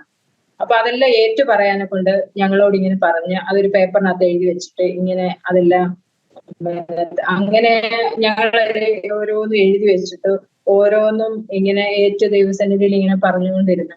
അവരെ ആരാധിക്കുന്ന കൂട്ടത്തില് അതിന്റെ നടുക്ക് ഞങ്ങൾ ഇരുന്ന് അങ്ങനെ ഇരുന്ന്. അപ്പൊ അങ്ങനെ ഇരുന്ന് കൈയടിച്ച് ആരാധിച്ചുകൊണ്ടിരുന്ന സമയത്ത് അന്യഭാഷ അടയാളത്തോടെ ആദ്യം ചേട്ടൻ അഭിഷേകം പ്രാപിച്ചു. അത് കഴിഞ്ഞിട്ട് എനിക്കും അന്യഭാഷ അടയാളത്തോടെ അഭിഷേകം പ്രാപിച്ചു. അന്നേരം ജനുവരി 22 അപ്പം ഈ 22 കഴിഞ്ഞ് 23-ാമത്തെ ദിവസം ഞങ്ങൾക്ക് ഈ RCCയിലെ സകല റിപ്പോർട്ടുകളും കിട്ടിയിട്ട് അത് ഡോക്ടറെ കാണിക്കാൻ ബുക്ക് ചെയ്ത ദിവസമാണ്. അപ്പൊ ഞങ്ങള് അന്ന് അവിടെ പോയി ഡോക്ടറെ കാണാൻ പോയി കഴിഞ്ഞപ്പോ അവരും സർട്ടിഫൈ ചെയ്തെന്ന് പറഞ്ഞു കഴിഞ്ഞാൽ 4th സ്റ്റേജിലെ ക്യാൻസർ ആണ്. വയറിനകത്തെ മുഴകളൊക്കെ ക്രമാതീതമായിട്ട് അങ്ങ് വളർന്നതുകൊണ്ട് കീമോ പോലും ചെയ്യാൻ പറ്റാത്ത ഒരു സിറ്റുവേഷനാണ്. കീമോ ചെയ്താല് ഈ മുഴകൾ പൊട്ടിയ ആള് മരിക്കും. അപ്പൊ നിങ്ങളുടെ തീരുമാനമാണ് ട്രീറ്റ്മെന്റ് ചെയ്യണോ ഇല്ലയോ എന്ന്. അങ്ങനെ ട്രീറ്റ്മെന്റ് അല്ല കീമോ ചെയ്യുമ്പോഴേ എന്തെങ്കിലും പറ്റിയാലേ അവർക്ക് ഉത്തരവാദിത്തമില്ല, അത് നമ്മൾ എഴുതി കൊടുക്കുകയാണെങ്കിൽ അവര് ട്രീറ്റ്മെന്റ് ചെയ്യാമെന്ന് പറഞ്ഞു. അപ്പൊ നമ്മള് ഈ പാസ്റ്ററോടും ഒക്കെ ചോദിച്ച് എന്താണ് ചെയ്യേണ്ടത്, ചേച്ചിയോടും ഒക്കെ ചോദിച്ച് എന്ത് ചെയ്യണം എന്നിങ്ങനെ. അന്നേരം അവർ പറഞ്ഞു എന്തായാലും ട്രീറ്റ്മെന്റ് തുടങ്ങും, ദൈവം അതിനകത്ത് ഒരു അനുഗ്രഹം നമുക്ക് തരും, എന്തായാലും ട്രീറ്റ്മെന്റ് തുടങ്ങാൻ ഇങ്ങനെ പറഞ്ഞു. അങ്ങനെ 24-ാം തീയതിയെ ഞങ്ങള് ജനുവരി 24, 2014 ജനുവരി 24-ാം തീയതി ഫസ്റ്റ് കീമോയ്ക്ക് RCCയിലേക്ക് പോയി. രാവിലെ 7 മണിക്ക് സ്റ്റാർട്ട് ചെയ്ത കീമോ രാത്രി 8:30 വരെ ചെയ്യേണ്ടി വന്നു. കാരണം ഇത് ചെയ്യുന്ന സമയത്തെല്ലാം ഭയങ്കര അസ്വസ്ഥതകൾ ഉണ്ടായിട്ട് ഒരുപാട് തവണ നിർത്തിവെക്കേണ്ടി വന്നു. അങ്ങോട്ട് നടന്നു കയറിപ്പോയ ആള് തിരിച്ച് ഇങ്ങോട്ട് കഴിഞ്ഞു വരുമ്പോഴെന്ന് പറഞ്ഞു കഴിഞ്ഞാല് അത്ര ഭയങ്കര ക്രിട്ടിക്കൽ സ്റ്റേജിൽ. അപ്പൊ ഞാൻ ഇന്നും ആലോചിക്കും, ഇത്രയും ക്രിട്ടിക്കൽ സ്റ്റേജിലുള്ള ഒരാളിനെ അവരവിടെ അഡ്മിറ്റ് ചെയ്തില്ല. ഞങ്ങളെ ഇങ്ങനെ വീട്ടിലോട്ട് വിടുക ചെയ്യുന്നത്. വീട്ടിലോട്ട് വിട്ടിട്ട് പറഞ്ഞ് ഈ പോകുന്ന കൂട്ടത്തിൽ എന്തെങ്കിലും എന്തായാലും പെട്ടെന്ന് ഒരു വയ്യായിക വന്നാൽ അടുത്തുള്ള ഹോസ്പിറ്റലിൽ കാണണം എന്ന് പറഞ്ഞു ഞങ്ങൾ. അപ്പൊ ഇങ്ങോട്ട് വരുമ്പോ എന്റെ മടിയിൽ കിടന്നിട്ടാ പുള്ളി വരുന്നത്. അതുവരെ എന്ന് പറഞ്ഞു കഴിഞ്ഞാല് ദൈവം ഇങ്ങനെ ഒരു രോഗം വരും, അത് സൗഖ്യമാക്കി പുള്ളിയെ വിശ്വാസത്തിലേക്ക് കൊണ്ടുവരും എന്നിങ്ങനെ പറഞ്ഞത് കൊണ്ട് ആ ഒരു ആത്മധൈര്യത്തിൽ ഞാൻ ഇരുന്നെങ്കിലും ഇങ്ങോട്ട് വന്നു കഴിഞ്ഞ പുള്ളിയുടെ അവസ്ഥ കണ്ടു കഴിഞ്ഞപ്പോ എന്റെ ഹൃദയം തകർന്നു പോയി. അപ്പൊ ഞാൻ കർത്താവിനോട് ചോദിച്ചു, കർത്താവേ പുള്ളിയുടെ മുന്നിൽ എനിക്ക് കരയാനും പറ്റില്ല. അപ്പൊ ഞാന് പുറകോട്ട് ആ സീറ്റിലോട്ട് ചാരിക്കിടന്ന് കരഞ്ഞ് കർത്താവിനോട് പറഞ്ഞു, കർത്താവേ ഞാൻ ഇനിയും എങ്ങനെ രോഗമായാലും എന്തായിരുന്നാലും പുള്ളി വിശ്വാസത്തിൽ വന്നാൽ മതി എന്ന് പറഞ്ഞത് കൊണ്ടാണോ ഇങ്ങനെ വന്നത്, ഇതെനിക്ക് സഹിക്കാൻ പറ്റുന്നില്ല എന്നിങ്ങനെ പറഞ്ഞു. അങ്ങനെ ഈ കരഞ്ഞു കിടന്ന കൂട്ടത്തില് ഞാനൊന്ന് മയങ്ങിപ്പോയ സമയത്ത് കർത്താവ് എന്നോട് സംസാരിക്കുന്ന ഒരിതാ കണ്ടത്. ഒരു സംസാരിക്കുന്ന ശബ്ദം പോലെ എനിക്ക് കേട്ട് ലാസർ മരിക്കുമ്പോൾ ലാസറിന് അസുഖമായി കിടക്കുമ്പോഴേ കർത്താവ് അറിഞ്ഞതാണ്. എന്നാൽ മരിച്ച് 4 ദിവസം കഴിഞ്ഞിട്ടാണ് ലാസറിന്റെ ഭവനത്തിൽ കർത്താവ് എത്തിയ സമയത്ത് മാർത്തയും മറിയയും യഹൂദന്മാരും കരയുന്നത് കണ്ട് അതിനോട് കൂടെ കരഞ്ഞ കർത്താവ്. എന്തുകൊണ്ടാണ് കർത്താവ് മരിച്ച് 4 ദിവസം കഴിഞ്ഞിട്ട് വന്നത്? കർത്താവിനാണെങ്കിൽ പെട്ടെന്ന് വരാമായിരുന്നു, രോഗം സൗഖ്യമാക്കാമായിരുന്നു. ഒരുപാട് പേർക്ക് ഇതുപോലുള്ള സൗഖ്യങ്ങൾ ദൈവം ചെയ്തിട്ടുണ്ട്. അത് എന്തുകൊണ്ടാണ് എന്നിങ്ങനെ ചോദിക്കുന്ന ഒരു ശബ്ദം എനിക്ക് കേൾക്കാനിടയായി. അന്നേരം ദൈവത്തിന്റെ അവിടെ ആ ലാസർ മരിച്ചു കഴിഞ്ഞിട്ട് മരിച്ചവനെ ഉയർപ്പിക്കുന്ന വലിയൊരു അത്ഭുതം ചെയ്യാൻ, അതിലൂടെ ദൈവത്തിന്റെ നാമം മഹിമപ്പെടാനാണ് ആ ദൈവം അത്രയും ദിവസം താമസിച്ചത് എന്നിങ്ങനെ ഒരു ഇത്. അപ്പൊ അതിനകത്ത് എന്താണ് ദൈവം അതിലൂടെ ഉദ്ദേശിക്കുന്ന ഒന്നും എനിക്ക് അറിഞ്ഞില്ല. ഈ ഒരു വചനത്തിലൂടെയാണ് ദൈവം എന്നോട് ഇടപെട്ടത്. അന്ന് രാത്രി വന്ന് ഞങ്ങൾ 4-5 പേരോടാണ് വീട്ടിലെ പുള്ളിയെ കട്ടിലെ പിടിച്ചു കിടത്തിയത്. ആ വീർത്തിരുന്ന വയറ് ഓരോ നിമിഷം കഴിയുമ്പോഴും വീർത്ത് വരുവാണ്. പുള്ളിയുടെ ശാരീരിക അവസ്ഥ വെച്ച് ഞങ്ങൾ വിചാരിച്ച ആ രാത്രി പുള്ളി ശേഷിക്കില്ല എന്ന് വിചാരിച്ചു. വിചാരിച്ചിരുന്നു. അപ്പൊ പുള്ളി ഹൃദയത്തിൽ കിടക്കുമ്പം ഹൃദയത്തിൽ പറഞ്ഞു, എന്റെ ഇളയ കുഞ്ഞിന് 1.5 വയസ്സേ ഉള്ളൂ, ഞാൻ മരിച്ചു പോയി കഴിഞ്ഞു കഴിഞ്ഞാല് ഈ 2 കുഞ്ഞുങ്ങളെയും കൊണ്ട് എന്റെ ഭാര്യ എന്ത് ചെയ്യും? ഇവര് പറയുന്നത് പോലെ ഒരു ദൈവം ഉണ്ടെന്നുണ്ടെങ്കിൽ എനിക്കൊരു സൗഖ്യം താ, ഞാൻ ഈ ദൈവത്തിന് വേണ്ടി ജീവിക്കാമെന്നിങ്ങനെ ആ കിടന്ന കിടപ്പിൽ പറഞ്ഞു എന്ന് പിന്നെ പുള്ളി സാക്ഷ്യം പറയുന്നത് കേൾക്കാനിടയായി. അന്ന് രാത്രിയില് ഒരു 2 മണി 3 മണി ആയപ്പോഴേ പുള്ളിയെ കെട്ടിപ്പിടിച്ച് കർത്താവിന്റെ സന്നിധി കരഞ്ഞുകൊണ്ടാണ് ഞാനും കിടന്ന്, ഈ യാത്രയുടെ ക്ഷീണവും മെന്റൽ പ്രഷറും എല്ലാം കൊണ്ട് ഞാനും ഉറങ്ങിപ്പോയി. 3 മണിയൊക്കെ ആയപ്പോഴേ പുള്ളി എന്നെ തട്ടി വിളിക്കുമ്പോഴാണ് ഞാൻ ഉണരുന്നത്. ഞാൻ നോക്കുമ്പോൾ പുള്ളി എഴുന്നേറ്റ് നിന്നിട്ട് എന്നോട് പറയുന്ന, ഇവിടെ ഇരുന്ന മുഴ കാണാനില്ല, ദൈവം എനിക്ക് സൗഖ്യം തന്നു. ഉറക്കത്തിൽ നിന്ന് എഴുന്നേറ്റപ്പോ ഞാൻ ഓർത്ത്, ഇനി ഞാൻ ഇത് ഇങ്ങനെ സൗഖ്യം പ്രാപിക്കണമെന്ന് ആഗ്രഹിക്കുന്നതുകൊണ്ട് ഞാൻ ഇനിയും ദർശനം കണ്ടതായിരിക്കും. അപ്പൊ പുതച്ചിരുന്ന ബെഡ്ഷീറ്റ് എന്റെ കയ്യിൽ എടുത്ത് തന്നിട്ട് പറഞ്ഞു, നീ ഇത് നോക്കിക്കേ, ഞാൻ കിടന്നിടം നോക്കിക്കേ. അപ്പൊ തല തൊട്ട് കാല് വരെ പുള്ളി കിടന്നിടം എല്ലാം നനഞ്ഞ്, ആ ബെഡ്ഷീറ്റ് ഇപ്പോഴേ വെള്ളത്തിലിട്ട് പിഴിഞ്ഞെടുത്ത പോലെ ബെഡ്ഷീറ്റ് നനഞ്ഞിരിക്കുന്നു.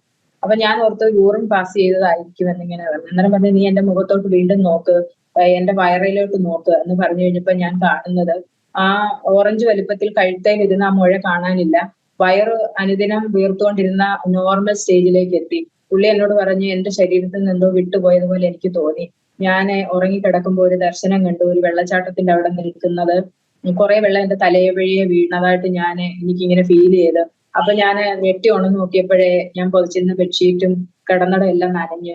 അപ്പൊ ഈ കഴുത്തെ തപ്പി നോക്കി കഴിഞ്ഞപ്പോ ആ മുഴ കാണുന്നില്ല. അപ്പൊ ചാടി എഴുന്നേറ്റ് ലൈറ്റ് ഇട്ടിട്ട് ഈ കണ്ണാടിയെ നോക്കി കഴിഞ്ഞ് കഴിഞ്ഞപ്പോ കഴുത്തേലുള്ള മുഴയില്ല, വയറ് മുട്ടി സാധാരണ നിലയിലിരിക്കും. അപ്പൊ ആ ദർശനത്തിലൂടെ അന്ന് 2014 ജനുവരി 24 രാത്രിയില് ആ 4th സ്റ്റേജ് ക്യാൻസർ ദൈവം സൗഖ്യമാക്കി. അപ്പം ഇത് കണ്ടു കഴിഞ്ഞപ്പോഴേ ഞാൻ ഭയങ്കരമായിട്ട് നിലവിളിച്ചു, പുള്ളിയെ കെട്ടിപ്പിടിച്ച് ഭയങ്കരമായിട്ട് നിലവിളിച്ചു. അത് കേട്ട് കഴിഞ്ഞപ്പോ എന്റെ അച്ഛനും അമ്മയൊക്കെ ഇവിടെ ഉണ്ടായിരുന്നു. അവർ ഓടി വന്നു. അവർ വിചാരിച്ചു ചേട്ടൻ മരിച്ചുപോയി, ഞാൻ നിലവിളിക്കുവാണ്. അവർ ഓടി വന്നു കഴിഞ്ഞപ്പോ ഇവിടെ എഴുന്നേറ്റ് നിൽക്കുന്ന ചേട്ടനെയാ കാണുന്നത്. അന്ന് ആ 4th സ്റ്റേജിലെ ക്യാൻസർ കർത്താവ് സൗഖ്യമാക്കി. 2 ദിവസം കഴിഞ്ഞതിന് ശേഷം ആദ്യം പോയ മാവേലിക്കര ബയോവിഷനിൽ തന്നെ പോയി ഞങ്ങൾ ഈ വൈറസ് സ്കാൻ ചെയ്ത്, അങ്ങനെ ആ മുഴകൾ അവിടെ ഇല്ല എന്ന് അവര് പറയാൻ ഇടയായി. ഇത് അങ്ങനെ ഭയങ്കര ഒരു അത്ഭുതത്തിലൂടെ, രോഗസൗഖ്യത്തിലൂടെ ദൈവം ഞങ്ങളോട് ഇടപെട്ട് സൗഖ്യം കൊടുത്ത്. അങ്ങനെ 2014 ഫെബ്രുവരിയില് എന്റെ ഭയങ്കര ആഗ്രഹമായിരുന്നു ചേട്ടനും എനിക്കും കൂടെ ഒരുമിച്ച് സ്നാനപ്പെടണമെന്ന്. അങ്ങനെ 2014 ഫെബ്രുവരി 15 ഞങ്ങള് മോനച്ചമ്പാസിന്റെ വീട്ടിലെ സ്നാനക്കുളത്തില്. അപ്പൊ എന്നോട് അന്ന് ഞാൻ കരഞ്ഞിട്ട് 1 വർഷമായി. ആ സ്നാനക്കുളത്തിൽ തന്നെ മുമ്പും പിറകുമായിട്ട് ഇറങ്ങി ഞങ്ങൾക്ക് സ്നാനപ്പെടുമെന്നൊക്കെ ദൈവം കൃപ തന്നു. അതിനുശേഷം 1 വർഷത്തിന് ശേഷം ചേട്ടൻ വീണ്ടും, അപ്പം വിശ്വാസത്തിൽ വന്നതിന് ശേഷം ദൈവകൃപയിൽ തന്നെ ജീവിക്കണം, ദൈവം എന്താണ് ഞങ്ങളെ കുറിച്ച് ആഗ്രഹിക്കുന്നത് അതുപോലെ ജീവിക്കണമെന്ന് ആഗ്രഹം. അപ്പം മസ്കറ്റ് ജോലി ചെയ്തുകൊണ്ടിരുന്നായിരുന്നുണ്ടെങ്കിൽ പോലും അങ്ങോട്ട് പോകാതെ ചേച്ചിയും ചേട്ടനും ഒക്കെ ജോലി ചെയ്യുന്ന കുവൈറ്റിലേക്ക്, ആ സഭയിലെ അനുഗ്രഹിക്കപ്പെട്ട സഭയിലെ ഒരു ആത്മീയ അനുഗ്രഹത്തിനായിട്ട് നല്ല ഇതിൽ പോകുന്ന ഒരു സഭയാണ്. അപ്പൊ അവിടെ പോയാൽ ആത്മീയമായിട്ട് വളരുവാനൊക്കെ നല്ല ഇതുണ്ട്. അപ്പം ഞങ്ങളുടെ ആഗ്രഹം അത് അങ്ങോട്ട് പോകാനായിരുന്നു. അങ്ങനെ അങ്ങോട്ട് പോകാൻ തക്കവണ്ണം ദൈവം പിറ്റേ വർഷമായപ്പോഴത്തേനും ഒരു സാഹചര്യം തന്നു. അതാ ഞാൻ ഇപ്പോഴും പ്രാർത്ഥിക്കുന്ന കാര്യം മുമ്പേ പറഞ്ഞല്ലോ, ചേട്ടൻ കുവൈറ്റിൽ പോകണം, ആ സഭയോട് ചേർന്ന് ഇരിക്കണം, രക്ഷിക്കപ്പെടണം, സ്നാനപ്പെടണമെന്ന് ഞാൻ ആഗ്രഹിച്ചു. പക്ഷെ ദൈവത്തിന്റെ പദ്ധതി അവര് നാട്ടിലേക്ക് വന്ന് ക്ലാസ് കേട്ട് രക്ഷിക്കപ്പെട്ട് സ്നാനപ്പെട്ട് രോഗസൗഖ്യം പ്രാപിച്ച് പിറ്റേ വർഷം 2015 ഈ ജനുവരി 24 തന്നെ ചേട്ടന് കുവൈറ്റിൽ ഇറങ്ങി. ആ ദിവസം തന്നെ കുവൈറ്റിലെ പ്ലെയിൻ ഇറങ്ങി. അവിടെ അമേരിക്കൻ ആർമിയുടെ ബേസിലെ ജോലി ചെയ്യുവാൻ ഏകദേശം 12 വർഷത്തോളം അവിടെ ജോലി ചെയ്ത്. ഈ കഴിഞ്ഞ ജൂണിലാണ് ചേട്ടനെ വരുന്നത്. അപ്പൊ ഈ 12 വർഷക്കാലവും ഞങ്ങളെ ദൈവം ജൈവോത്സവമായിട്ട് നടത്തി. അനുഗ്രഹങ്ങളെ ആത്മീയമായും ഭൗതികമായിട്ടും എല്ലാം ദൈവം അനുഗ്രഹിച്ചു. അന്ന് എപ്പോഴും ഞങ്ങള് ദൈവത്തിന്റെ ആലോചന ചോദിക്കുകയും ദൈവത്തിന്റെ ആലോചന പ്രകാരം തന്നെ ജീവിക്കണമെന്ന് ആഗ്രഹിക്കുകയും ചെയ്യുന്ന അതിന് പരിശ്രമിക്കുകയും ചെയ്യും. അപ്പൊ ഞങ്ങൾ സ്നാനപ്പെട്ട് വന്നു കഴിഞ്ഞപ്പോ ഞങ്ങൾ കുറച്ച് നാൾ പോകുന്നതെന്ന് പറഞ്ഞു കഴിഞ്ഞാല് അവിടെ മോച്ചമ്പാസിന്റെ സഭയിൽ തന്നെ ചെറുകോൽപ്പുഴയിലെ പാസ്റ്ററുടെ IPCയുടെ ചർച്ച, അവിടെയാണ് ആരാധനയ്ക്ക് ഉൾക്കൊണ്ടിരുന്നത്. അത് പോക്ക് വരവ് ദൂരമായതുകൊണ്ട് ബുദ്ധിമുട്ടല്ലേ. അപ്പം അമ്മച്ചിയുടെ ഒക്കെ ചർച്ച് പാറയിലുണ്ട്. അവിടെ 100-150 പേരോളം ഉണ്ട്. അവരൊക്കെ നമുക്ക് വേണ്ടി പ്രാർത്ഥിക്കുന്നതാണ്. എന്നാലേ ഈ ഞാൻ രക്ഷിക്കപ്പെട്ട് കഴിഞ്ഞതിന് ശേഷം ദൈവം എനിക്കിത് കാണിച്ചു തന്ന ഒരു ദർശനമുണ്ട്. പിന്നെ ഞങ്ങളുടെ ഇപ്പോഴത്തെ ഞാനിപ്പം പോകുന്ന ചർച്ചിലെ രാജൻ എബ്രഹാം പാസ്റ്ററുടെ പിന്നെ അവിടെ ആ സ്നാനക്കുളത്തിലേക്ക് ആ സുവിശേഷം പറഞ്ഞ അനേകരെ ഞാൻ കൊണ്ടുപോകുന്നതായിട്ടൊരു ദർശനം എനിക്ക് കാണിച്ചു തന്നായിരുന്നു. അപ്പൊ ഞാൻ എപ്പോഴും ദൈവത്തോട് ചോദിക്കുന്നത് ഇങ്ങനെയാണ്, എപ്പോഴാണ് എനിക്ക് സ്നാനപ്പെട്ട് ദൈവകൃപയിൽ ജീവിക്കാൻ ഒരു സാഹചര്യം ദൈവം തരുന്നതെന്ന്. അപ്പം എനിക്ക് കാണിച്ചു തന്ന ഒരു ദർശനം എന്ന് പറഞ്ഞു കഴിഞ്ഞാൽ, ഞാൻ എന്റെ കൂട്ടുകാരോടും കുറച്ച് ആൾക്കാരോടും എല്ലാം സുവിശേഷം പറഞ്ഞിട്ട് പാസ്റ്റർ സ്നാനക്കുളത്തിലേക്ക് അവരെ കൊണ്ടുപോകുന്നതായിട്ട്. അപ്പം ഞാൻ ഈ നൂർനാട് ജംഗ്ഷനിലൂടാണ് പോകുന്നത്. അതെല്ലാം ഞാൻ ദർശനത്തിൽ കാണുവാണ്. അപ്പം അവിടുത്തെ ഏറ്റവും വലിയ ഒരു കുടുംബം എന്ന് പറയുന്നത് മരക്കടയിൽ എന്ന് പറയുന്നവർക്ക് തിയേറ്ററും അതുപോലെ തന്നെ ഈ എവിടെ നോക്കിയാലും അവരുടെ സ്ഥലങ്ങളും സ്ഥാപനങ്ങളുമാണ്. അതുപോലെ കോടികളുടെ ആസ്തിയുള്ള ഒരു കുടുംബമാണ്. അപ്പൊ ആ ജംഗ്ഷനിലെ 2 സൈഡിലും അവരുടെ കച്ചവട സ്ഥാപനങ്ങളും തിയേറ്ററും മില്ലും അതുപോലെ തന്നെ ചിട്ടി ഓഫീസ്, ബാങ്ക്, അങ്ങനെ എല്ലാം. അപ്പൊ ഞാൻ ഈ ദർശനത്തിൽ കാണുന്നതെന്ന് വെച്ച് കഴിഞ്ഞാൽ അവരുടെ ആ സ്ഥാപനങ്ങളെല്ലാം കല്ലിന്മേൽ കല്ല് ശേഷിക്കാതെ ഇടിഞ്ഞു കിടക്കുന്നതായിട്ട് ആ ഒരു ദർശനം കണ്ട. അന്ന് ഇതിന്റെ അർത്ഥം എന്തുവാന്ന് എനിക്കറിയില്ല. പക്ഷെ ഞങ്ങൾ സ്നാനപ്പെട്ട് വരുന്ന സമയത്ത് ആ കുടുംബം ഈ നാട്ടിലില്ല. എല്ലാ വസ്തുക്കളും എല്ലാം അവർക്ക് എന്താ സംഭവിച്ചെന്നറിയില്ല. എല്ലാം ബാങ്ക് കൊണ്ടുപോയി. അങ്ങനെ അവർ ഈ നാട് തന്നെ വിട്ടുപോകുന്ന ഒരവസ്ഥ ഉണ്ടായി. അപ്പൊ ആ ദർശനം ദൈവം കാണിച്ചു തരുന്നതെല്ലാം അതുപോലെ തന്നെ നമ്മുടെ ജീവിതത്തിൽ അങ്ങനെ സംഭവിക്കുന്ന ആ ഒരു കൃപ ദൈവം ഞങ്ങൾക്ക് തന്നു. അപ്പം ആ ഒരു ദർശനം കിടക്കുന്നത് കൊണ്ട് ഞങ്ങള് എവിടെയാണ് ദൈവം ഞങ്ങൾ സ്നാനപ്പെട്ട് വന്നു കഴിയുമ്പോഴേ എവിടെയാണ് ആരാധിക്കണമെന്ന് ദൈവം ആഗ്രഹിക്കുന്നത്, അത് എന്താണ് ദൈവത്തിന്റെ ആലോചന ചോദിച്ചു കഴിഞ്ഞപ്പോഴേ പാറ ചർച്ചിലെ എന്റെ അമ്മച്ചിയും അച്ചാച്ചനെയും ഒക്കെ സ്നാനപ്പെടുത്തിയ പാസ്റ്റർ രാജൻ എബ്രഹാം എന്ന് പറയുന്ന ആ പാസ്റ്റർ അവിടുന്ന് ചാരുമൂട്ടിലേക്ക് പുതിയ ഒരു വേലയ്ക്കായിട്ട് അവിടെ പോയി പുതിയതായിട്ട് ആൾക്കാരോട് സുവിശേഷം പറഞ്ഞ് അങ്ങനെ ആൾക്കാരെ നേടുന്നതിന് വേണ്ടിയിട്ട് അവിടോട്ട് ഒരു പുതിയ വേല തുടങ്ങി. ആ ചാരുമൂട് ദേശം എന്ന് പറയുന്നത് സുവിശേഷ വേലയ്ക്ക് എതിരെയുള്ള ഒരു ദേശമാണ്. ഒരുപാട് ചർച്ചകൾ IPC, ഷാരോൺ, അങ്ങനെ എല്ലാത്തിന്റെയും അവിടെ ഒരു ഇത് തുടങ്ങിയെങ്കിലും പകുതിക്ക് വെച്ചിട്ട് ഇട്ടിട്ട് പോകേണ്ട ഒരുപാട് സാഹചര്യങ്ങളുള്ള ഒരു സ്ഥലമാണ്. അപ്പൊ പലപ്പോഴും പലരും പാസ്റ്ററോട് പറഞ്ഞ് അവിടെ പോയി ശുശ്രൂഷ തുടങ്ങി കഴിഞ്ഞു കഴിഞ്ഞാല് ഭയങ്കര പ്രതികൂലങ്ങൾ ഉണ്ടാകും, അതുകൊണ്ട് അവിടെ പാടില്ല എന്ന് ഒരുപാട് പേര് പറഞ്ഞെങ്കിലും ദൈവത്തിന്റെ ആലോചന അങ്ങോട്ട് പോകാനായിരുന്നു. ഞങ്ങൾ ഈ സ്നാനപ്പെട്ട് വരുന്നതിന് ഒരു 1.5 വർഷം മുമ്പെയാണ് പാസ്റ്റർ അവിടോട്ട് മാറുന്നത്. അപ്പൊ അതുവരെ ഈ പാറ ചർച്ചിലാണ് പാസ്റ്റർ ശുശ്രൂഷിച്ചോണ്ടിരുന്നത്. അപ്പൊ ഈ ദർശനം കണ്ടപ്പോൾ ഞാൻ ഓർത്ത് ഞങ്ങൾ പാറ ചർച്ചിൽ പോകാനായിരിക്കും ദൈവത്തിന്റെ ആലോചനയാണ്. പക്ഷെ പാസ്റ്റർ ചാരുമൂട്ടിലോട്ട് പോയപ്പോൾ ഞങ്ങൾക്ക് ഒരു കൺഫ്യൂഷനായി, എന്താണ് ഞങ്ങൾ ചെയ്യേണ്ടത്. അപ്പൊ ദൈവസന്നിധിയിൽ ഉപവസിക്കുകയും പ്രാർത്ഥിക്കുകയും ചെയ്തപ്പോൾ ദൈവത്തിന്റെ ആലോചന പ്രകാരം ഞങ്ങള് ആ ചാരുമൂട്ടിലെ രാജൻ എബ്രഹാം പാസ്റ്റർ ശുശ്രൂഷിക്കുന്ന സഭയിലേക്ക്, AG സഭയിലേക്ക് കടന്നുപോയി. ഞങ്ങളവിടെ ചെല്ലുമ്പോൾ പാസ്റ്ററും കുടുംബവും 1-2 കുടുംബങ്ങളെ ഉള്ളൂ. പുതിയ വേല തുടങ്ങിയതല്ലേ, അധികം ഇല്ല. ഒരു വാടക കെട്ടിടത്തിലാണ് അന്ന് ഞങ്ങൾ ചെല്ലുമ്പോഴേ ആരാധിക്കുന്നത്. കാരണം ഞങ്ങൾ ആരാധിച്ചുകൊണ്ടിരുന്നെന്ന് പറഞ്ഞു കഴിഞ്ഞാല് 250 അംഗങ്ങളുള്ളിടത്ത് പോയി ആരാധിച്ചുകൊണ്ടിരുന്നിടത്ത് 1-2 കുടുംബം ഉള്ളിടത്ത് പോകുമ്പോൾ നമ്മൾ പുതുതായിട്ട് സ്നാനപ്പെട്ടിഞ്ഞോട്ട് വന്നവർക്ക് അതൊരു ഭയങ്കര ബുദ്ധിമുട്ടാണ് പല ഇതിലും. പക്ഷെ ദൈവം ഞങ്ങളോട് പറഞ്ഞ് അങ്ങോട്ട് പോകുന്നതിന് മുമ്പേ ഞങ്ങൾക്ക് വാഗ്ദത്തം തന്നു, അവിടെ നിൽക്കണം, പ്രതികൂലങ്ങൾ ഉണ്ടാകും, പ്രയാസങ്ങൾ ഉണ്ടാകും, ഭയങ്കര പ്രതികൂലങ്ങൾ വരും. എന്നാലേ അവിടെ ഉറച്ചു നിന്ന് കഴിഞ്ഞു കഴിഞ്ഞാല് ദൈവം അവിടെ ചർച്ചിന് വേണ്ടി സ്ഥലം തരും, ചർച്ച് തരും, കൂടെ ആരാധിക്കാൻ ആത്മാക്കളെ തരും. ഇതെല്ലാം ദൈവം പറഞ്ഞിട്ടാണ് നമ്മളെ അങ്ങോട്ട് വിട്ടത്. അത് ഒരു ദിവസം കൊണ്ടോ 2 ദിവസം കൊണ്ടോ ഒന്നും, അത് ദൈവപ്രവൃത്തി, അതിന്റെ ദൈവത്തിന്റെ ഇഷ്ടമുള്ളതുപോലെയാണ് നടക്കുന്നത്. അവിടെ ചെന്ന് ഈ കൊറോണയ്ക്ക് മുൻപ് 2000 ഞങ്ങൾക്ക് അവിടെ സ്ഥലം, ആ ദേശത്ത് ഒരു തുണ്ട് ഭൂമി പോലും പെന്തക്കോസ്തുകാർക്ക് ചർച്ച് പണിയാനോ അല്ലെങ്കിൽ ഇതിനു വേണ്ടിയിട്ടോ തരത്തില്ല. വാത് കെട്ടിക്കൊണ്ടിരുന്ന ദേശശക്തികളും ഉണ്ട്, അതുപോലെ തന്നെ ആൾക്കാരും ഉണ്ട്. പക്ഷെ അവിടെ ഞങ്ങൾക്ക് ദൈവം ഒരു സ്ഥലം തന്നു. പാസ്റ്റർ അത് മേടിച്ചു. അത് കഴിഞ്ഞതിന് ശേഷം ചർച്ച് പണിതുകൊണ്ടിരുന്ന സമയത്താണ് കൊറോണ വന്നത്. അപ്പൊ ദൈവത്തിന്റെ ആലോചന ഓരോരോ കാര്യങ്ങളിലും ദൈവം തക്ക സമയത്ത് നമുക്ക് തന്നിരുന്നു. ഓരോരോ സമയങ്ങളില് ഈ ചർച്ചിലെ പാസ്റ്റർ അവിടെ ശുശ്രൂഷ തുടങ്ങി ഒരു 6 മാസം കഴിഞ്ഞപ്പോഴത്തേന് പാസ്റ്റർക്ക് അറ്റാക്ക് വന്ന് മരിച്ചു പോകേണ്ടവൻ. പക്ഷെ അവിടെ നിന്ന് ദൈവം ജീവനെ കൊടുത്ത് പാസ്റ്റർ ഈ ദേശം വിട്ടിട്ട് ഞാൻ പോവുകയില്ല, മരിക്കുകയാണെങ്കിൽ ഇവിടെ കിടന്ന് തന്നെ എപ്പോഴും പാസ്റ്റർ പറയും. അവിടെ ആ ശുശ്രൂഷ തുടങ്ങി. ഭയങ്കര കഷ്ടങ്ങളും ഭയങ്കര പ്രതികൂലങ്ങളും ആയിരുന്നു. ചർച്ചിന്റെ പണി തുടങ്ങി കഴിഞ്ഞ് കഴിഞ്ഞപ്പോഴത്തേന് ആന്റി ഒന്ന് വീണ് പിന്നെ കിടക്കയിൽ നിന്ന് എഴുന്നേക്കാൻ പറ്റാത്ത ഒരു സാഹചര്യത്തിലായിപ്പോയി പാസ്റ്റർ ആന്റി.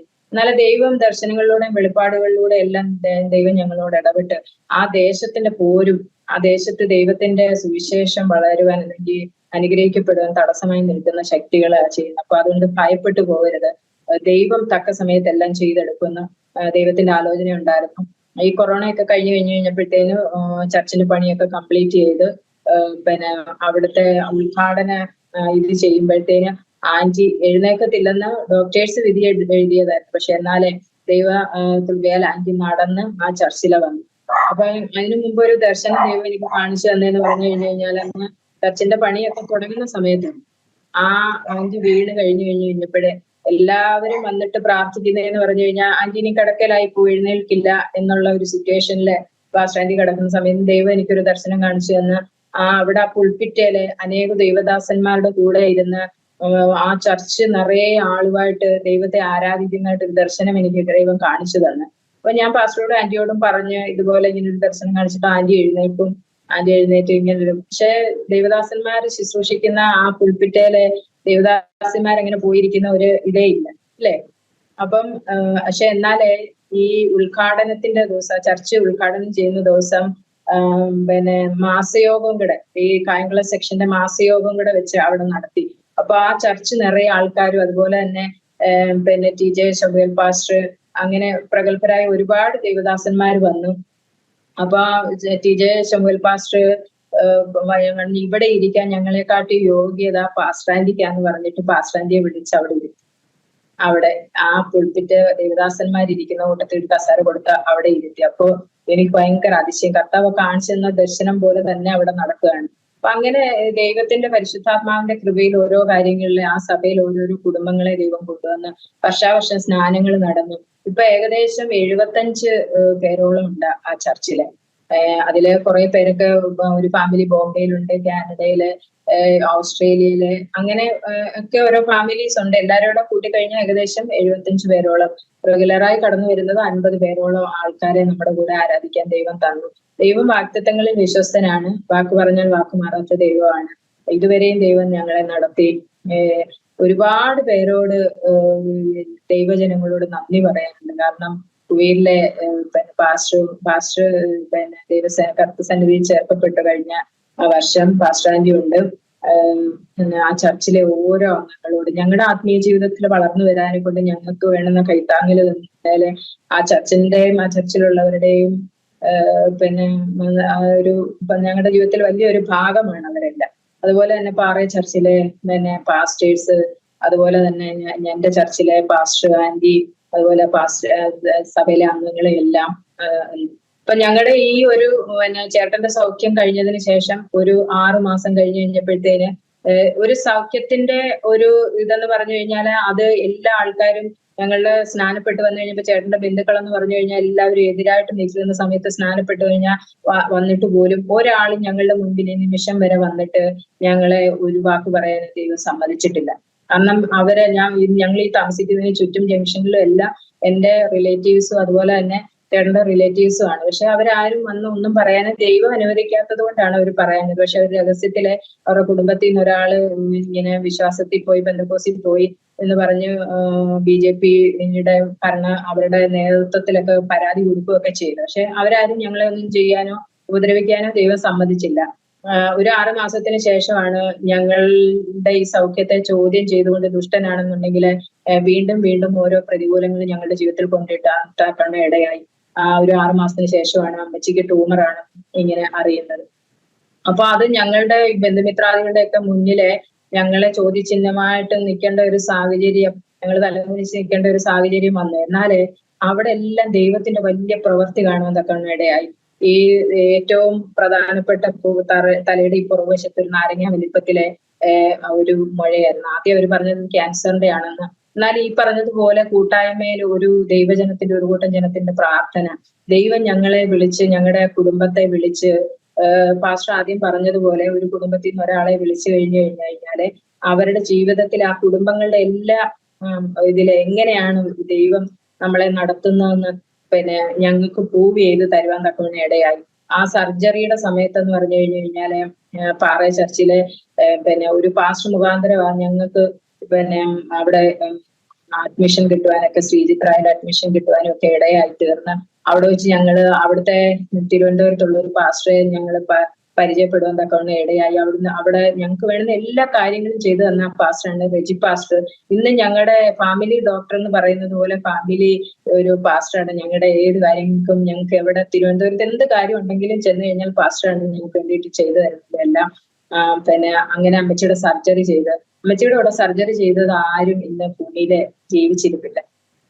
കണ്ണും കരളും അല്ലെങ്കിൽ ഒരു വശം തളർന്നു പോകും എന്നൊക്കെ പറഞ്ഞ സാഹചര്യത്തില് ഒരു കുഴപ്പവും ഇല്ലാതെ കൊണ്ട് ഇന്ന് ഇപ്പൊ 74 വയസ്സുണ്ട് അമ്മച്ചിക്ക്. ആരോഗ്യത്തോടെ ദൈവകൃപയും ദൈവത്തിന്റെ നന്മ കണ്ട് മക്കളുടെയും മരുമക്കളുടെയും ചെറുമക്കളുടെയും ഒക്കെ നന്മ കണ്ട് സന്തോഷിക്കാൻ തക്കവണ്ണം ഇടയാക്കി ദൈവം ഇരിക്കുന്നു. അപ്പം ഞങ്ങള് ഒരു ഹിന്ദു ബാക്ക്ഗ്രൗണ്ടിൽ വിശ്വാസത്തിൽ വരുമ്പോഴെന്ന് പറഞ്ഞു കഴിഞ്ഞാൽ കല്യാണം, അതുപോലെ തന്നെ മരണം, അങ്ങനെയുള്ള കാര്യങ്ങളിലൊക്കെ ഞങ്ങളുടെ ബന്ധുമിത്രാദികള് ഇവരെങ്ങനെ ആയിരിക്കും, ഇവര് പെന്തക്കോസിൽ പോയി പള്ളിയിൽ ആളെ ചേർക്കാൻ അവർ ചേർത്തു, പക്ഷെ മരിച്ചു കഴിഞ്ഞു കഴിഞ്ഞാല് ഇവര് കല്ലറയിൽ അടക്കുവോ, അത് ഞങ്ങൾക്കൊന്ന് കാണണം, അങ്ങനെയൊക്കെ ഭയങ്കര വാത് കെട്ടിക്കൊണ്ട് ഓരോരുത്തർ സംസാരിക്കുന്നതൊക്കെ ഞങ്ങൾ അറിഞ്ഞു. പക്ഷെ ഞങ്ങൾ അറിയുന്നതിന് മുമ്പേ അറിയുന്ന ഒരു ദൈവം ഞങ്ങൾക്കുണ്ട്. അച്ചാച്ചൻ എന്ന് പറഞ്ഞ അച്ചാച്ചന് ഹാർട്ടിന് പ്രശ്നം ഉണ്ടായിരുന്നു, വാൽവും ലങ്സും ചുരുങ്ങുന്ന രോഗമായിരുന്നു.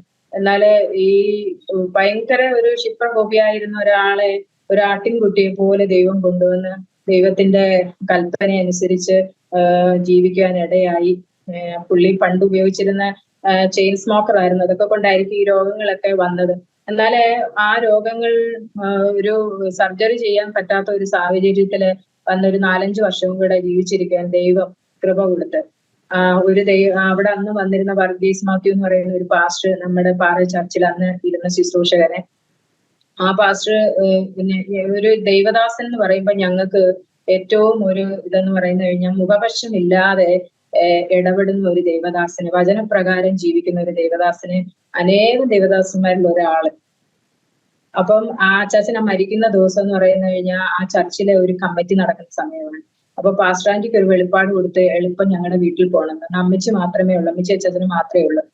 അന്നേരം പെട്ടെന്ന് പാസ്റ്റർ അവിടെ ചെന്ന് കഴിഞ്ഞ് വീട്ടിൽ ചെന്ന് അപ്പം ഈ ശ്വാസം മുട്ടൽ കാരണം അച്ചാച്ചന് ഫുഡൊക്കെ കഴിക്കാൻ ബുദ്ധിമുട്ടാണ്. പാസ്റ്റർ കഴിക്കാനൊക്കെ കൊടുത്ത് ഒക്കെ കഴിഞ്ഞിട്ട് പോകാൻ നേരത്ത് പ്രാർത്ഥിക്കാൻ തുടങ്ങി കഴിഞ്ഞാൽ അന്യഭാഷയിൽ ആരാധിക്കാൻ തുടങ്ങി. പാസ്റ്റർ ഇങ്ങനെ ആരാധിച്ചുകൊണ്ടിരുന്ന സമയത്ത് ആ കട്ടിലേലോട്ട് പുറകോട്ട് ഇങ്ങനെ ചാഞ്ഞു പോകുന്ന കണ്ടപ്പോൾ പാസ്റ്റർ എളുപ്പം പിടിച്ച് മടിയിലോട്ട് കിടത്തി.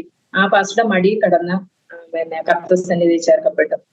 അപ്പം ഞങ്ങളുടെ വീട്ടിലെന്ന് പറഞ്ഞു കഴിഞ്ഞാല് ഞങ്ങൾ ഇത്രയും വിശ്വാസികൾ, ഏകദേശം ഞങ്ങളുടെ കുടുംബത്തിൽ നിന്ന് ഏകദേശം 10-27 പേര് വിശ്വാസ ജീവിതത്തിൽ കുടുംബമായിട്ട് വന്നിട്ടുണ്ട്. ഒരു ചർച്ച നടത്താനുള്ള ആളുണ്ട് ഞങ്ങളുടെ കുടുംബത്തിൽ.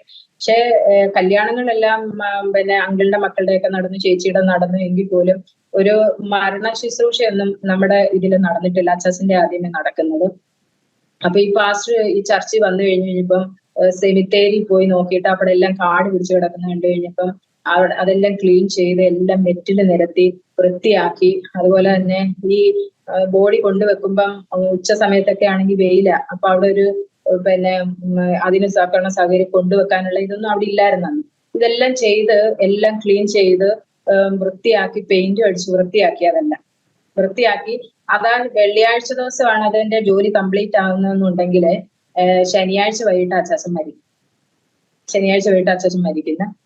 അപ്പൊ ചേച്ചി വരാനുള്ള താമസത്തിനും മോർച്ചറി വെച്ച് അപ്പം ആ അമ്മച്ചി തന്നെ ഉള്ളു. അച്ചാച്ചൻ ഒരു പക്ഷെ ആ മരിക്കുന്ന സമയത്തെങ്കിൽ അമ്മച്ചിക്ക് അത് സർവൈവ് ചെയ്യാൻ പറ്റില്ല എന്ന് ദൈവത്തിന് അറിയാമായിരിക്കും. അത് ആ ദേവദാസനെയും കുടുംബത്തെ കൊണ്ടുവന്ന് ആ മരണം ആ വീട്ടിൽ വെച്ച് തന്നെയാണ് നടന്നത്. അപ്പൊ അവിടെ അപ്പൊ തന്നെ ആ പാറ ചർച്ചിലുള്ള എല്ലാവരും വന്നു. അപ്പൊ ഈ ശുശ്രൂഷകൾക്ക് എന്തൊക്കെ ചെയ്യണം, എങ്ങനെ ചെയ്യണം എന്നൊന്നും ഞങ്ങൾക്കറിയില്ല. ദേവദാസന്മാരെ വിളിക്കണം, ആരെ വിളിക്കണം എന്തോന്നൊന്നും ഞങ്ങൾക്കറിയില്ല. പക്ഷെ ആ ചർച്ചിലുള്ള സകലരും ഞങ്ങൾക്ക് അവിടെ കുടിക്കാനുള്ള വെള്ളം സഹിതം സകലതും അവിടെ ഒരുക്കി തന്നു. എല്ലാ കാര്യങ്ങളും ആ ചർച്ചിലുള്ളവരാണ് ക്രമീകരിച്ചത്. അച്ചാച്ചനെ ഭയങ്കര അതിശയകരമായിട്ട് ചെയ്തെന്ന് പറഞ്ഞു കഴിഞ്ഞാല് ചേച്ചി ഞായറാഴ്ച തന്നെ വന്നു, തിങ്കളാഴ്ച അടക്കം തീരുമാനിച്ചു കഴിഞ്ഞപ്പോഴാ പെട്ടെന്ന് ഒരു ഹർത്താല്, ഈ തിങ്കളാഴ്ച ദിവസം ഹർത്താല് വന്നു. ഇതിപ്പം വിജയൻ ചേട്ടന്റെ വീട്ടിലെ കണ്ണൂരിൽ നിന്നൊക്കെ ആൾക്കാർ വന്നത് കൊണ്ട് ഇത് മാറ്റി വെക്കാനും പറ്റത്തില്ല. അപ്പം ഈ ഹർത്താലാണെങ്കിലും കുഴപ്പമില്ല എന്ന് പറഞ്ഞിട്ട് ആ ദിവസം തന്നെ ഫ്യൂണറല് തീരുമാനിച്ചു കഴിഞ്ഞ് എന്റെ ഹസ്ബൻഡിന്റെ വീട്, അപ്പം ഞങ്ങളുടെ വീട്ടിലെ അച്ചാച്ചന്റെ ആ മരണ ശുശ്രൂഷയുടെ സമയത്തെന്ന് പറഞ്ഞു കഴിഞ്ഞാല് സുവിശേഷം കേൾക്കാത്ത ഒരാളും എന്റെ കുടുംബത്തിലെ, എന്റെ ഹസ്ബൻഡിന്റെ കുടുംബത്തിലെ, അനിയത്തിയുടെ ഹസ്ബൻഡിന്റെ കുടുംബത്തിലെ, ചേട്ടന്റെ ഹസ്ബൻഡിന്റെ കുടുംബത്തിലെ, അതുപോലെ തന്നെ പിന്നെ ചേച്ചിയുടെ ഹസ്ബൻഡിന്റെ കുടുംബത്തിലെ, അതുപോലെ തന്നെ പിന്നെ അമ്മച്ചിയുടെ കുടുംബം, അച്ചാച്ചന്റെ കുടുംബം, ഇവരെല്ലാം മരണത്തിൽ അവിടെ വന്നതാ. എല്ലാരും വന്നു കഴിഞ്ഞപ്പോഴേ അച്ചാച്ചൻ എന്നും ആഗ്രഹം എന്ന് പറഞ്ഞു കഴിഞ്ഞാൽ സ്നാനപ്പെടുത്തിയത് ഞങ്ങളുടെ രാജൻ ഇബ്രാഹിം പാസ്റ്ററാണ്. ആ ശുശ്രൂഷ മരിക്കുകയാണെങ്കിൽ ശുശ്രൂഷ ചെയ്യണം പാസ്റ്ററാണ്, അങ്ങനെ ഒരു ആഗ്രഹം പറഞ്ഞു. പക്ഷെ ഞങ്ങൾക്കിത് പാസ്റ്ററെ വിളിക്കണോ, അവിടെ ഒരു പാസ്റ്റർ ഉള്ളതാണ് ഇനി വേറെ വിളിച്ച അതൊന്നും നമുക്കറിയില്ലാത്തതുകൊണ്ട്. പക്ഷെ അച്ചാച്ചന്റെ ആഗ്രഹം പോലെ തന്നെ രാജൻ ഇബ്രാഹിം പാസ്റ്റർ വന്ന് ശുശ്രൂഷിച്ചു. ഈ നന്നായിട്ട് അവിടെ ഒരുപാട് അനുശോചനം, ഈ ഹർത്താലും കൂടെ ആയതുകൊണ്ട് ഒരുപാട് അനുശോചനം അങ്ങനെയൊന്നും അല്ല നടന്നത്. അവിടെ ഈ ജനം കടന്നു വന്നപ്പോ അച്ചാച്ചന്റെ അമ്മച്ചിയുടെ ബന്ധുക്കള്, സഹോദരങ്ങള്, എന്റെ ഹസ്ബൻഡിന്, അങ്ങനെ എല്ലാവരും വന്നതിന്റെ മധ്യത്തില് നന്നായി വചനം ശുശ്രൂഷിക്കാനുള്ള ഒരു സാഹചര്യം ദൈവം ഒരുക്കി. ആ ദേശത്തുള്ളവരും ആ വചനം കേൾക്കാൻ ഇടയായി. അങ്ങനെ അനുഗ്രഹിക്കപ്പെട്ട ഒരു ശുശ്രൂഷ നടക്കുവാൻ ഇടയായി. ഞാൻ പറഞ്ഞില്ലയോ, രാജകീയമായിട്ടൊരു ആ ഒരു കാര്യമായിരുന്നു അച്ചാച്ചന്റെ ആ കാര്യം നടന്നത്. ഹർത്താൽ ആയതുകൊണ്ട് എല്ലാ കടകളും അടഞ്ഞു കിടന്ന, വാഹനങ്ങളൊന്നുമില്ല.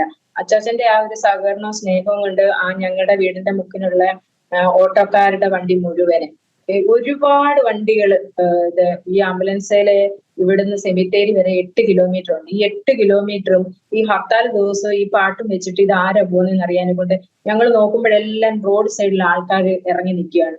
സാധാരണ ഒരു ദിവസമാണ് ആൾക്കാർ ശ്രദ്ധിക്കത്തില്ല. പക്ഷെ ആ ഹർത്താലിന്റെ ദിവസം ആയതുകൊണ്ട് എല്ലാ ആൾക്കാരും ശ്രദ്ധിച്ചു. ഞങ്ങളുടെ കുടുംബക്കാരെല്ലാം വന്ന് ഇവര് ഈ കല്ലറയിൽ എങ്ങനെ അടക്കുന്നതെന്നൊക്കെ അറിയാൻ വേണ്ടിയിട്ട് അവര് വന്ന് നോക്കും. അച്ചാച്ചൻ എന്ന് പറഞ്ഞാൽ നല്ല വൃത്തിയാ വീടും, അതുപോലെ തന്നെ പുരയിടവും അച്ചാച്ചൻ താമസിക്കുന്നിടെ എല്ലാം ഒരു പുല്ലുപോലും പുരുക്കാതെ വണ്ണം എല്ലാം വൃത്തിയായിട്ടാണ് കിടക്കുന്നത്. അപ്പൊ ദൈവത്തിന്റെ ആ ഒരു വലിയ കരുതലാ ഞങ്ങൾ അതിൽ നിന്ന് മനസ്സിലാക്കുന്നത്. ആ അച്ചാച്ചനെ അടക്കാൻ കൊണ്ടുപോയി സെമിത്തേരി നന്നായിട്ട് അവര് ഇപ്പൊ ബന്ധുക്കളായാലും ആര് വന്നു കഴിഞ്ഞാലും നോക്കിയാലെ കൊണ്ട്, അപ്പം അവിടെ സെല്ലുകൾ പണിതിട്ട് ഒരു പുതിയ സെല്ല്, ആരെയും വെച്ചിട്ടില്ലാത്ത ഒരു പുതിയ സെല്ലില് അച്ചാച്ചനെ വെച്ചു. അങ്ങനെ അനുഗ്രഹിക്കപ്പെട്ട ഒരു ശുശ്രൂഷ. അതിലൂടെ ദൈവം വിശ്വസ്തനും വാക്ക് പറഞ്ഞാൽ വാക്ക് മാറാത്ത ദൈവമാണെന്ന് ഞങ്ങൾക്ക് ഞങ്ങളുടെ ബന്ധുക്കളും എല്ലാം മനസ്സിലാക്കാൻ തക്കൊണ്ട് ഇടയായി. അതിന് ശേഷം ഇങ്ങോട്ട് ഓരോരോ കാര്യങ്ങളിൽ ഇങ്ങോട്ട് വരുമ്പോ ഈ ഞാൻ പറഞ്ഞില്ലേ 10-27 പേര് ഞങ്ങള് ഈ കുടുംബത്തിൽ നിന്ന് വേർപെട്ട് വന്നവരുണ്ട്. ഓരോ വർഷവും ഓരോരുത്തർക്കും പ്രതികൂലങ്ങൾ ഇല്ലാതൊന്നും എല്ലാം സന്തോഷത്തിലൊന്നും അല്ല ഞങ്ങൾ പോയി. പക്ഷെ ആ പ്രതികൂലങ്ങൾക്ക് നടുവിലും കർത്താവ് ഞങ്ങളോടുകൂടെ ഉണ്ടായിരുന്നു. കഴിഞ്ഞ വർഷം പിന്നെ മാമന് ഇതുപോലെ ഷുഗർ പേഷ്യന്റ് ആയിരുന്നു. ഷുഗർ കൂടിയിട്ട് കിഡ്നിക്ക് അത് പ്രശ്നമായി. അത് കഴിഞ്ഞിട്ട് കാല് മുട്ട് താഴെ വെച്ച് മുറിക്കേണ്ടി വന്നു. അപ്പൊ നിങ്ങളൊന്ന് ആലോചിച്ച് നോക്കി, ഞങ്ങളുടെ ബന്ധുമിത്രാദികളുടെ മധ്യേ ഞങ്ങൾ എത്ര ഇതിലാണ് ഞങ്ങളുടെ ദൈവത്തെയും പിന്നെ അവര് നിന്ദിക്കുന്ന തരത്തില് ഓരോ പ്രശ്നങ്ങൾ വന്നപ്പോഴും അതിന് നടുവിലും ഞങ്ങൾ പ്രത്യാശയോടെ നിൽക്കാനെ കൊണ്ട് കർത്താവ് ഞങ്ങൾക്ക് കൃപ തന്നു. അതിനുശേഷം ഈ കഴിഞ്ഞ വർഷം 2025 ജൂണില് ചേട്ടന് 2 മാസത്തെ ലീവിന് ഇങ്ങോട്ട് വന്നിട്ട് പോയതായിരുന്നു. അവിടെ ചെന്ന് കഴിഞ്ഞിട്ട് പിന്നെ ഒരു രാത്രിയിലെ പെട്ടെന്ന് ഒരു കിടുങ്ങല് പോലെ വന്ന്. പക്ഷെ പിറ്റേന്ന് രാവിലെ നോക്കിയപ്പോൾ പുള്ളിക്ക് എഴുന്നേക്കാൻ പറ്റത്തില്ല, കൈ രണ്ടും പൊക്കാൻ പറ്റത്തില്ല, കാലനക്കാൻ പറ്റത്തില്ല, കിടക്കാൻ എഴുന്നേക്കാൻ പറ്റുന്നില്ല, ഫുഡ് കഴിക്കാനും ഒന്നും ചെയ്യാൻ പറ്റാത്ത ഒരു സാഹചര്യത്തില് വയ്യാണ്ടായിപ്പോയി. എന്ത് പറ്റിയതാ എന്നൊന്നും അറിയത്തില്ല. അവിടെ ഒരു ഹോസ്പിറ്റൽ 1-2 ഹോസ്പിറ്റലൊക്കെ പോയിട്ടും പുള്ളിക്ക് ഒരു മാറ്റം ഇല്ലാത്തത് കൊണ്ട് പെട്ടെന്ന് ഈ ലീവ് കഴിഞ്ഞുകൊണ്ട് ചെയ്യുന്നോണ്ട് അവര് ലീവ് തരത്തില്ല. പക്ഷെ ഒരു 10-15 ദിവസം എടുത്ത് ലീവ് കിട്ടി വരാനെ കൊണ്ട്. ആ ലീവ് കിട്ടി നാട്ടിൽ വരുമ്പോഴെന്ന് പറയുന്നത് ഞാൻ കാണുമ്പോഴേ ഒരു ഫുഡോ ഇച്ചിരി വെള്ളമോ കഴിക്കാൻ പറ്റാതെ ഒരു സ്ട്രോക്ക് വന്ന ആളെങ്ങനെ വരുന്നത് അതുപോലെയാണ് വന്നത്. എന്നിട്ട് ഇവിടെ വന്നിട്ട് ഞങ്ങള് പിന്നെ നേരെ ഹോസ്പിറ്റലിലോട്ടാണ് പോകുന്നത്. ഹോസ്പിറ്റലിലോട്ട് പോയി പിന്നെ ഒരു 10-25 ഡോക്ടേഴ്സിനെ കണ്ടു കാണും. സത്യം പറഞ്ഞാൽ എല്ലാം കണ്ട് ഒരു 6 മാസമായി കഴിഞ്ഞു കഴിഞ്ഞാൽ ഒരു മാറ്റം, എന്തെങ്കിലുമൊക്കെ തൽക്കാലം ആശ്വാസം അല്ലാതെ ഒരു മാറ്റവും ഇല്ല. പിന്നെ ചേട്ടൻ തന്നെ വിചാരിച്ചു, ഞാന് പിന്നെ എന്നൊക്കെ ക്യാൻസർ സൗഖ്യമാക്കിയ ദൈവമല്ലയോ, എനിക്ക് ഇങ്ങനെ ഒരു രോഗം വന്നു കഴിഞ്ഞാൽ സൗഖ്യമാക്കാൻ. ആ ഒരു വിശ്വാസത്തോടെ ഇരുന്ന് ഇപ്പം നാട്ടിലുണ്ട്. എന്നാലും കൈയൊന്നും പൊക്കാൻ പറ്റാത്ത ഒരു സാഹചര്യത്തിൽ വന്ന ആളിപ്പോ നല്ല ആരോഗ്യത്തോടെ ദൈവകൃപയിലിരുന്നു. അപ്പൊ ഇങ്ങനെയുള്ള പ്രതികൂലങ്ങൾ, പുള്ളിക്കൊരു രോഗസൗഖ്യം കൊടുത്തത്, എങ്കിലും ഈ ദുഷ്ടൻ ഓരോരോ രോഗങ്ങൾ കൊണ്ടുവന്ന് ഞങ്ങളെ കൊണ്ട് ഇതുപോലുള്ള പ്രതികൂലങ്ങൾ ഞങ്ങൾക്ക് ഇടുന്നുണ്ടെങ്കിലും അവിടെ എല്ലാം ജയോത്സവമായി നടക്കാൻ തക്കവണ്ണം ദൈവം ഞങ്ങൾക്ക് കൃപ തന്നു. അപ്പൊ എന്റെ ഈ സാക്ഷ്യം കേൾക്കുന്ന പിന്നെ എല്ലാവരോടും എനിക്ക് പറയാനുള്ളതെന്ന് പറഞ്ഞു കഴിഞ്ഞാൽ, ഞാൻ കണ്ട ഒരു യേശുക്രിസ്തുവിനെ, ഈ ലോകം കാണിക്കുന്ന ഒരു കർത്താവല്ല, ബൈബിളിലൂടെ ഞാൻ മനസ്സിലാക്കിയ ഒരു കർത്താവ്. ഞാനൊരു ഹിന്ദു ബാക്ക്ഗ്രൗണ്ടിൽ നിന്ന് വന്ന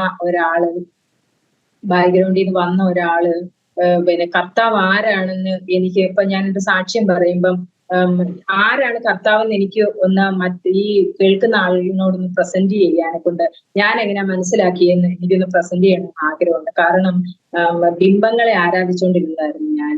അപ്പം ഒരു കർത്താവിനെ കുറിച്ച് കേൾക്കുമ്പം എന്റെ പിന്നെ ചുറ്റുവട്ടത്തും ഞാൻ ഈ ലോകത്തിനും കാണുന്നതെന്ന് പറഞ്ഞു കഴിഞ്ഞാല് ഒരു കർത്താവിന്റെ പടം, ഒരു ബിംബം അങ്ങനെയൊക്കെ വെച്ചിട്ട് ആരാധിക്കുന്ന ഒരു കൂട്ടം ജനങ്ങളെ ഞാൻ കാണുന്നു. പക്ഷെ ഞാൻ ഓർത്ത്, ഞാൻ ഈ ബിംബങ്ങളെ ആരാധിച്ചുകൊണ്ടിരിക്കുന്നിടത്തു നിന്ന് വന്നിട്ട് വീണ്ടും ഈ ബിംബത്തെ ആരാധിക്കും. അപ്പൊ ഇതൊക്കെ എങ്ങനെയാണ് ഞാൻ മനസ്സിലാക്കിയെടുത്തെന്ന് വെച്ച് കഴിഞ്ഞാൽ വേദപുസ്തകത്തിൽ നിന്ന് മനസ്സിലാക്കിയെന്ന് പറഞ്ഞു കഴിഞ്ഞാല് അവിടെ പുറപ്പാട് പുസ്തകത്തിനകത്ത് പറയുന്നുണ്ട്, 20-ാം അധ്യായത്തിനകത്ത് ദൈവം ഏറ്റവും വെറുക്കുന്നതും ഇഷ്ടപ്പെടാത്തതും 10 കൽപ്പനകൾക്കകത്ത് പറയുന്നുണ്ട്.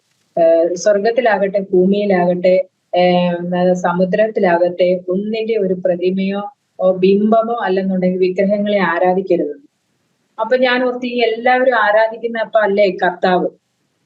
അപ്പൊ ആരാണ് കർത്താവ് എന്ന് ഈ വചനത്തിലൂടെ ദൈവം എനിക്ക് മനസ്സിലാക്കി തന്നു. അത് ഉൽപ്പത്തി പുസ്തകത്തിനകത്തിലൂടെ ദൈവം എനിക്ക് മനസ്സിലാക്കി. സൃഷ്ടിയുടെ ആരംഭം മുതൽ തന്നെ ദൈവം എനിക്ക് മനസ്സിലാക്കി തന്നു ആരാണ് കർത്താവെന്ന്, ദൈവം ആരാണെന്ന്, ദൈവത്തിന് ഇഷ്ടമല്ലാത്തത് എന്താണെന്ന്, നമ്മൾ എന്ത് ചെയ്യണമെന്നാണ് ദൈവം ആഗ്രഹിക്കുന്നത് എല്ലാം. അപ്പൊ ഈ സത്യത്തിലേക്ക് വന്നാൽ എന്താണ് സത്യമെന്ന് തിരിച്ചറിഞ്ഞ് അതിൽ നിലനിന്ന് മുമ്പോട്ട് പോകാൻ തക്കവണ്ണം ദൈവം ഇടയാക്കും. അപ്പൊ ഞാൻ ഒരാളോട് ഒരു സാക്ഷ്യം പറയുകയോ എന്റെ കാര്യം പറയുകയോ ചെയ്യുകയാണെന്നുണ്ടെങ്കിൽ അവര് പലപ്പോഴും ഇങ്ങനെ ഓരോ ആൾക്കാർ തർക്കിക്കാൻ വരുന്നുണ്ട്.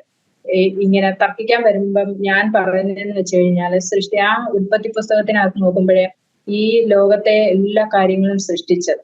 അപ്പം നമ്മൾ കാണുമ്പോൾ ഏറ്റവും കത്തി ജ്വലിക്കുന്നത് ദൈവത്തിന്റെ ഒരു സൃഷ്ടി എന്ന് പറയുന്നത് സൂര്യനാണ്. അത് ദൈവം എന്ന് പറഞ്ഞ് ഹിന്ദുക്കൾ ആചരിക്കുന്നവരുണ്ട്, പക്ഷെ അതൊരു സൃഷ്ടിയാണെന്ന് ഞാൻ വിശ്വസിക്കുന്നു. അപ്പൊ അത്രയും കത്തി ജ്വലിച്ച് ഇരിക്കുന്ന ആ ഒരു ഗോളത്തെ സൃഷ്ടിക്കണമെന്നുണ്ടെങ്കിൽ ആ സൃഷ്ടിച്ച ആൾക്ക് എന്തോരം പവർ ഉണ്ടായിരിക്കണം അല്ലെ? ആ കത്തി, നമുക്ക് സൂര്യനെ നോക്കാൻ പറ്റുമോ? നമുക്ക് ഉച്ച സമയത്ത്, ഇപ്പോഴേ വെച്ചാൽ ഗൾഫിലൊക്കെ ചൂട് തുടങ്ങിയ സമയത്ത് ഈ ഉച്ച സമയത്ത് നമുക്ക് മേലോട്ട് നോക്കാൻ പറ്റുമോ? നമുക്ക് ഇറങ്ങി വെളിയിൽ നിൽക്കാൻ പറ്റുമോ? ഇല്ല. അപ്പൊ അത് എത്ര പ്രകാശവർഷം അകലെയാണ് ഈ സൂര്യൻ, എങ്കിലും പോലും അതിന്റെ ചൂട് നമുക്ക് സഹിക്കാൻ പറ്റത്തില്ല, അതിനെ നോക്കാൻ പറ്റത്തില്ല. അങ്ങനെയാണെന്നുണ്ടെങ്കിൽ അത് സൃഷ്ടിച്ച ദൈവത്തിനെ നമുക്ക് നോക്കാൻ പറ്റുമോ? ഇല്ല. നമ്മളെ നോക്കാനും നമുക്ക് കാണാനും പറ്റത്തില്ല. അങ്ങനെ ഒരു ദൈവമുണ്ട്. ആ ദൈവത്തെ യേശുക്രിസ്തുവിലൂടെയാണ് നമുക്ക് ആ ദൈവത്തെ കാണാൻ പറ്റുന്നത്. അപ്പൊ അതെല്ലാം എനിക്ക് മനസ്സിലാക്കി തന്നത് ഈ വചനത്തിലൂടെ ദൈവം എനിക്ക് മനസ്സിലാക്കി തന്ന ഓരോ കാര്യങ്ങളും. അപ്പൊ ഞാൻ എന്നെ കേൾക്കുന്നവരോട് ഒരുപാട് ഇന്ന് ദൈവത്തിന്റെ ജനം പെന്തക്കോസുകാരെ പൊന്തോള് എന്നൊക്കെ പറഞ്ഞിട്ട് ഒരുപാട് സമൂഹ മാധ്യമങ്ങളിലൂടെ ഒരുപാട് അപമാനിക്കപ്പെടുകയും പീഡിപ്പിക്കപ്പെടുകയും ചെയ്യുന്ന ജനമാണ്. പക്ഷെ അതൊക്കെ കാണുമ്പോൾ എനിക്ക് എന്റെ കർത്താവ് വരാൻ സമയമായി. മധ്യാകാശത്തിൽ വരും ദൈവം. എന്റെ ഏറ്റവും വലിയ ആഗ്രഹം ആ വിശുദ്ധന്മാരുമായി, അതുപോലെ തന്നെ കർത്താവിലെ വിശുദ്ധന്മാർ, അതുപോലെ തന്നെ അപ്പോസ്തലന്മാരുമായിട്ടൊക്കെ ചേർന്ന് ദൈവത്തെ മഹത്വപ്പെടുത്തുന്ന ഒരു ദിവസം, എനിക്ക് ജീവനും രക്തവും തന്ന് ഞങ്ങളെ കുടുംബമായിട്ട് ഇത്രയും കാലം നിലനിർത്തിയ ഈ ദൈവത്തെ ഒന്ന് കാണണം. ഞങ്ങൾക്ക് കാണണം, ആ ദൈവത്തെ ഒന്ന് ആരാധിക്കണം. അതാണ് എൻ്റെ ഏറ്റവും വലിയ ആഗ്രഹം. ദൈവത്തിൻ്റെ സ്തോത്രം. അനുഗ്രഹിക്കപ്പെട്ട ജീവിതാനുഭവമാണ് നമ്മൾ കേട്ടുകൊണ്ടിരുന്നത്. പ്രത്യേകിച്ചും വിശ്വാസ ജീവിതത്തിൽ ആദ്യം ഒത്തിരി എതിർപ്പുകളുണ്ടായെങ്കിലും അനുഭവങ്ങളിലൂടെ പടിപടിയായി കർത്താവ് ജീവനുള്ള ദൈവാരെന്ന് രുചിച്ച് അറിയാനുള്ളൊരു ഭാഗ്യം നൽകി. മാത്രമല്ല, ദേശത്ത് കർത്താവ് മാനിച്ചു. നോക്കി നിൽക്കുന്നവരുടെ മുമ്പിൽ എന്ത് സംഭവിക്കും, എന്ത് ഭവിക്കുമെന്ന് ചോദിച്ചവരുടെ മുമ്പിൽ കർത്താവ് കരം പിടിച്ച് നടത്തി. ഇതൊക്കെ കർത്താവിൻ്റെ വിശ്വസ്തതയാണ്. എന്നെ കേൾക്കുന്ന ആസാദിയുടെ പ്രേക്ഷകരോടും എനിക്ക് പറയാനുള്ളത്, ആരെങ്കിലും വിശ്വാസത്തിൽ അടങ്ങുമ്പോൾ നാളെ എന്താണ്, ഭാവി എന്താണ് എന്നൊക്കെ ചോദിച്ച് ആകുലതയോട് നിൽക്കുന്നുണ്ടെങ്കിൽ ഈ കർത്താവിൻ്റെ കരം പിടിച്ചവരാരും ലജ്ജിതരായി തീരത്തില്ല. അന്ത്യത്തോളം അവിടുന്ന് കരം പിടിച്ച് നടത്തുന്നവനാണ്, കാക്കുന്നവനാണ്, പരിപാലിക്കുന്നവനാണ്. വിളിച്ചിട്ട് വഴിയിൽ ഉപേക്ഷിച്ചിട്ട് പോകുന്നവനല്ല എന്ന ഒരു വാക്കാണ് ഈ സാക്ഷ്യത്തിൻ്റെ അവസാനം എനിക്ക് പറയാനുള്ളത്.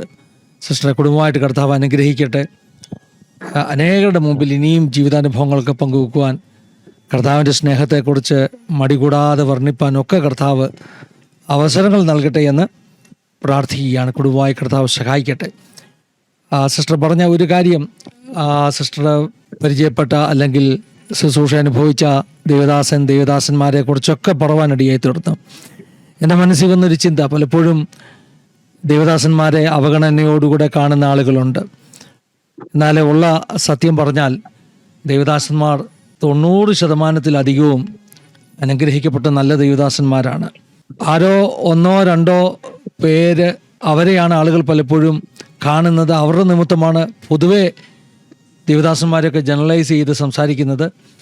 100-ൽ 10 100-ൽ 90% ദേവദാസന്മാർ വിശ്വസ്തയോടുകൂടെ ജീവിക്കുന്നവരാണ്. കർത്താവിനെ ഭയപ്പെട്ട് ദൈവമക്കളെ സ്നേഹിച്ച് ദൈവരാജ്യത്തെ സ്നേഹിച്ച് ജീവിക്കുന്നവരാണ്. പക്ഷെ പലപ്പോഴും ഒന്നോ രണ്ടോ പേർ അവരെ നോക്കിയിട്ട് ആളുകൾ പലപ്പോഴും ദേവദാസന്മാരെ പരിഹസിക്കുകയും വഴിയാരുകയൊക്കെ ചെയ്യും.